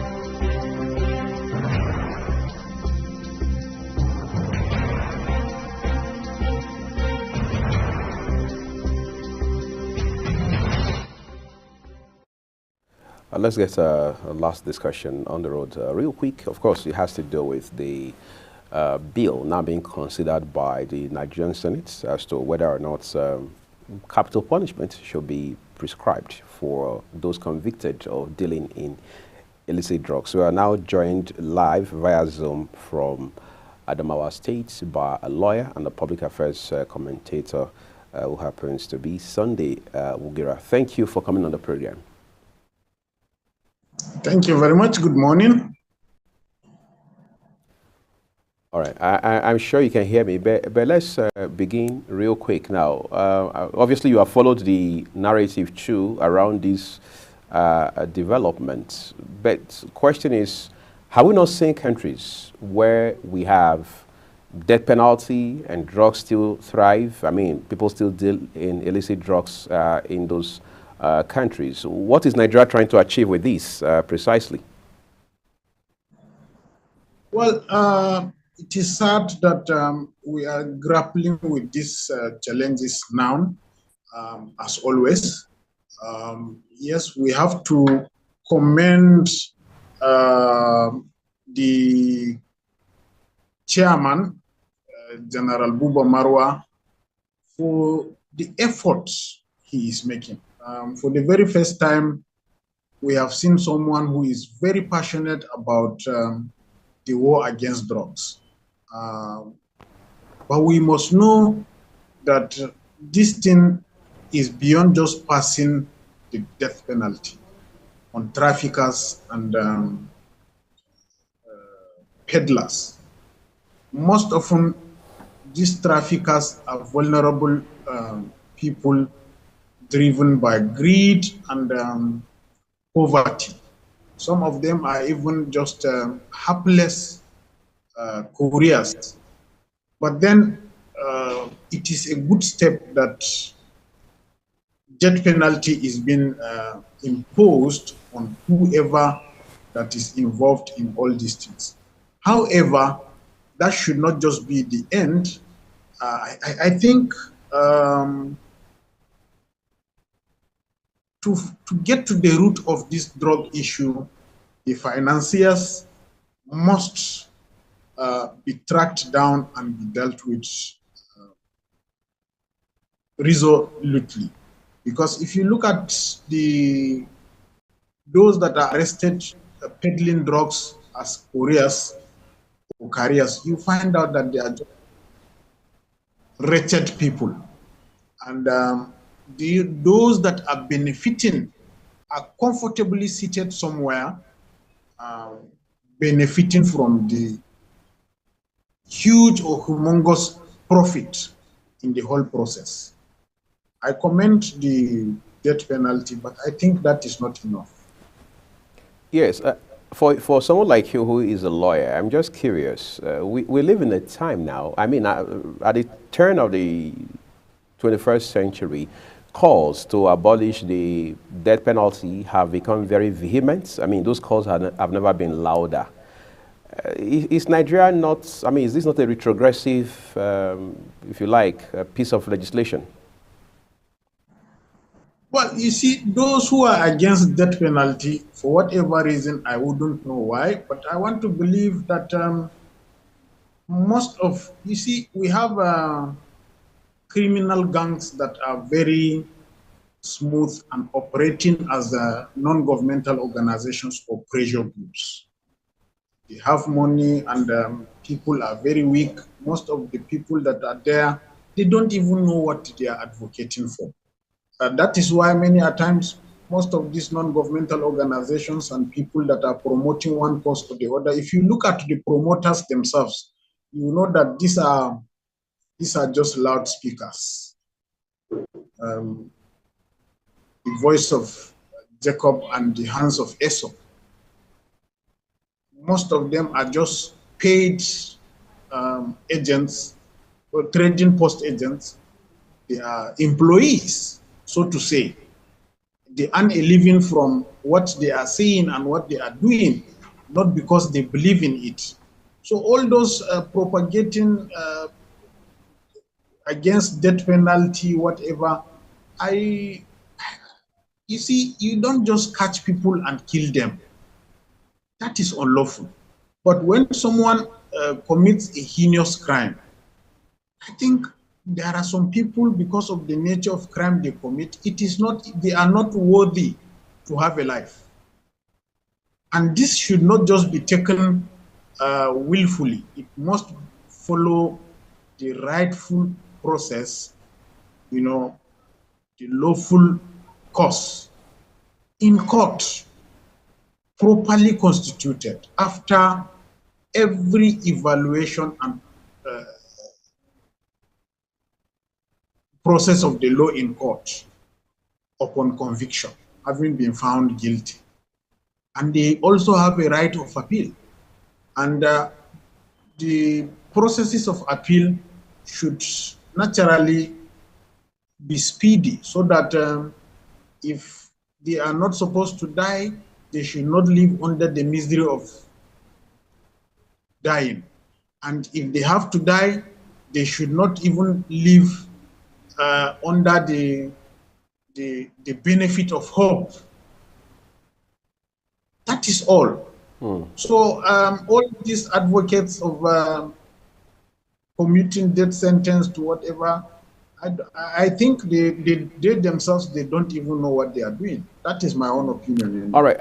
My colleague is going to ask you a few questions going forward, but let me just put this in real quick. There's the argument too that with this kind of move by the Senate now regarding this bill, we are either just grandstanding or we are being hypocritical altogether, because their point is we have states across this federation where governors have not, or if you like, refused to assent to court orders for condemning those who had been convicted of different crimes, whether it's murder, rape, and so on and so forth.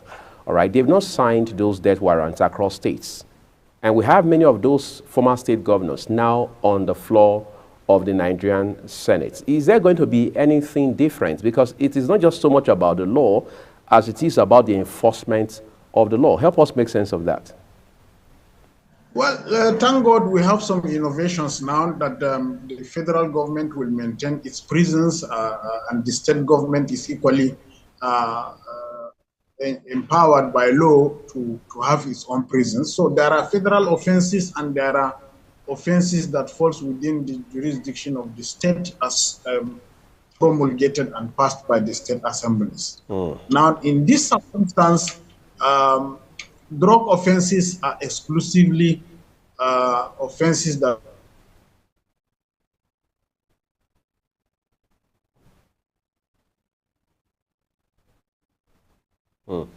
apparently that's a bit of a network glitch we are having there.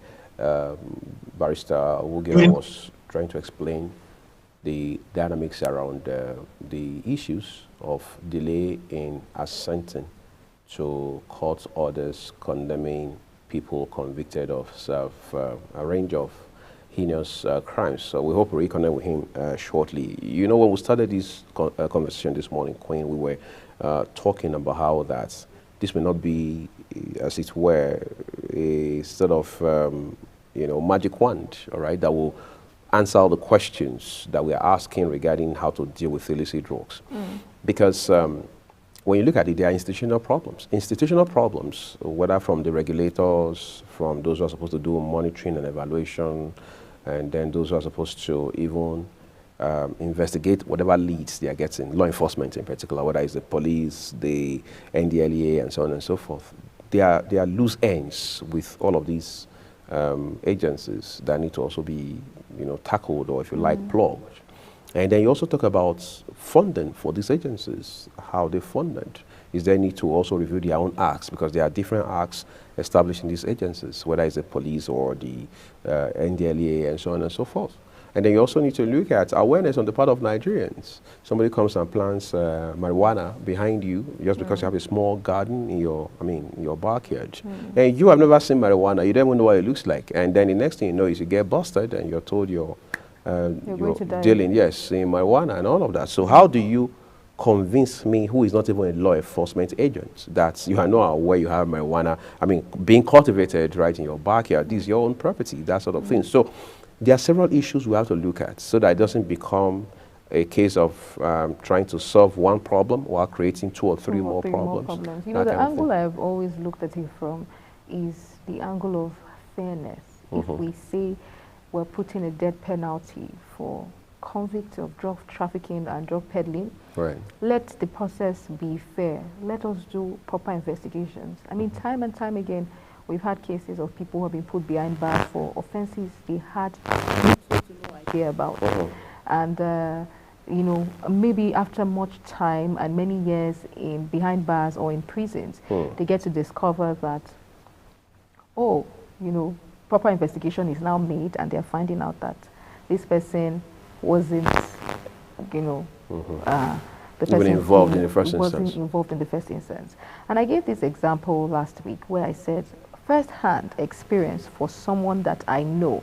So the person walks out of his house to go get medication from the pharmacy because he was feeling a certain kind of way. He leaves his house at about somewhere around 10 p.m. or thereabouts. In his street, he goes out, just, you know how you just leave your house to get something urgent. Maybe a few houses away. A few houses away, and he's raided by the police alongside some other guys in the street. And then he's saying, look, listen to me. I'm out in the street because I want to get something. This is my house here. I'm just out to get, and he put them all in a van, take them to the station, and their phones were collected from them. Or else they make transfers or make payments for absolutely what he has, you know. And so you see that some crimes may be heaped on people like this and just say, okay, you did this, you robbed, they'll just, you know, be labeled thieves and all that. And in fairness to these people, this is wrong. If his phones, if he didn't have the chance to call somebody because his phones were taken away from him, he most likely would be spending more than, you know, a day behind bars there. So when we have, can we have security agents be fair? Do you not just go about raiding people and calling them drug peddlers, drug traffickers, and all of that, calling them criminals, so that we have fairness, so that you don't kill an innocent person? So that's what I'm advocating for. If you say the death penalty, of which I think it is too capital for an offense like that, without having to deal with the root cause, you know, deal with the chains of, you know, drug peddling, so that the major problems are not just those who are maybe the end men who now get this to the consumers. Can we deal with it from its roots so that we do not arrest innocent people and kill innocent people and then create more problems when, you know, we get to find out that these people are innocent in the first place? It's interesting. I think that was a very valid point you just made right there, Queen, and we hope we find all of these solutions. We're taking a quick break now. We're back shortly. Everyone, do stay with us.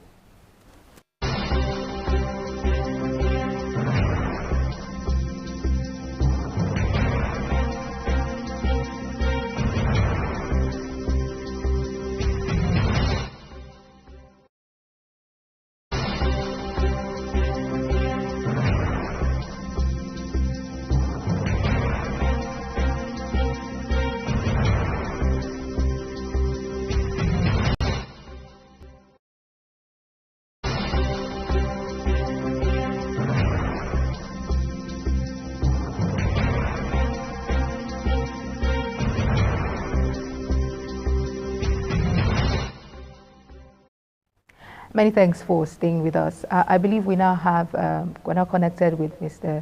Woriga now. Wogira.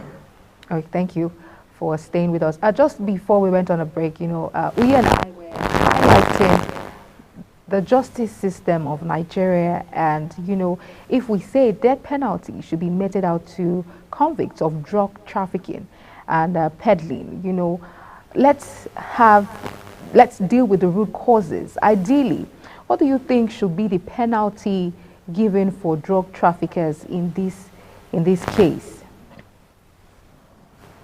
Well, for me, actually, there is no better alternative to the death penalty. However, I think it should not just be on the couriers alone. There must be a deeper investigation to get to the real kingpins. These couriers are just messengers that live at the mercy of just crumbs that is thrown to them.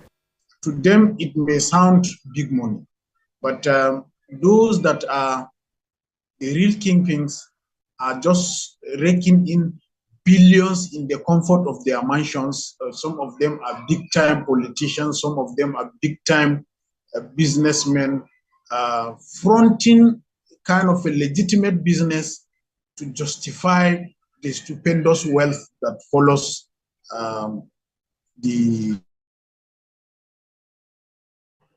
that accrues, the illegal accruals from the drug business.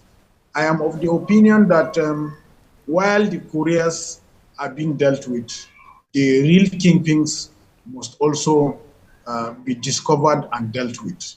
That is the way to go about it. But once the couriers are dealt with, it will be very difficult for the business itself to thrive. But then they always find a way and means to do these things. So long as people are vulnerable, so long as people are poor, so long as people have no principles in life. So it must go beyond just killing the couriers. That is my opinion. All right, I'm just going to ask you this as a wrap-up now. A while ago, you talked about how that there are now some innovation, or maybe reforms is the more appropriate word, with regards to custodial systems, all right, which many people still know as the prisons. Is that enough to guarantee that this law, if, with a big if, eventually, I mean, this bill eventually passed into law, will succeed in terms of enforcement? Well, it is not a guarantee that goes with the accuracy of mathematics, but at least it is something to start on. It is something to leverage on. So where the president exclusively signs the death warrant on all convicts of drug-related offenses, wherever they are across Nigeria, it sends a clear signal that you can't eat your cake and have it on this issue of drug peddling. And whoever that is behind you, so long as the president is against, is the one that finally signs the warrant, you can't get away with it. If you are talking about some governors not passing death sentence, thank God the president today happens to be a former governor. Let us see whether he will make a difference. Thank you so much, Barrister Sunday Wugira, for coming to share this very thoughtful insight with us on the program today. We hope you do enjoy the rest of your Monday. It is my pleasure. I'm grateful. Have a nice day. Incidentally, as they say, enough talk for one day, right? For one day. Tomorrow is another day. I'm telling you. The talks never end. We continue to, because there are always stories that pops up on the front pages of the newspaper that are topical and, needs urgent attention to be drawn into. So tomorrow is another day to continue the conversation. I agree. All right, so it turns out that's where we're living it. Queen and I, as well as the entire production team of Global Television here in Abuja, are grateful for investing a part of your Monday morning with us. We're back here tomorrow morning to continue the narratives around topical issues. In the meantime, coming up at top of the hour will be Talk Sports.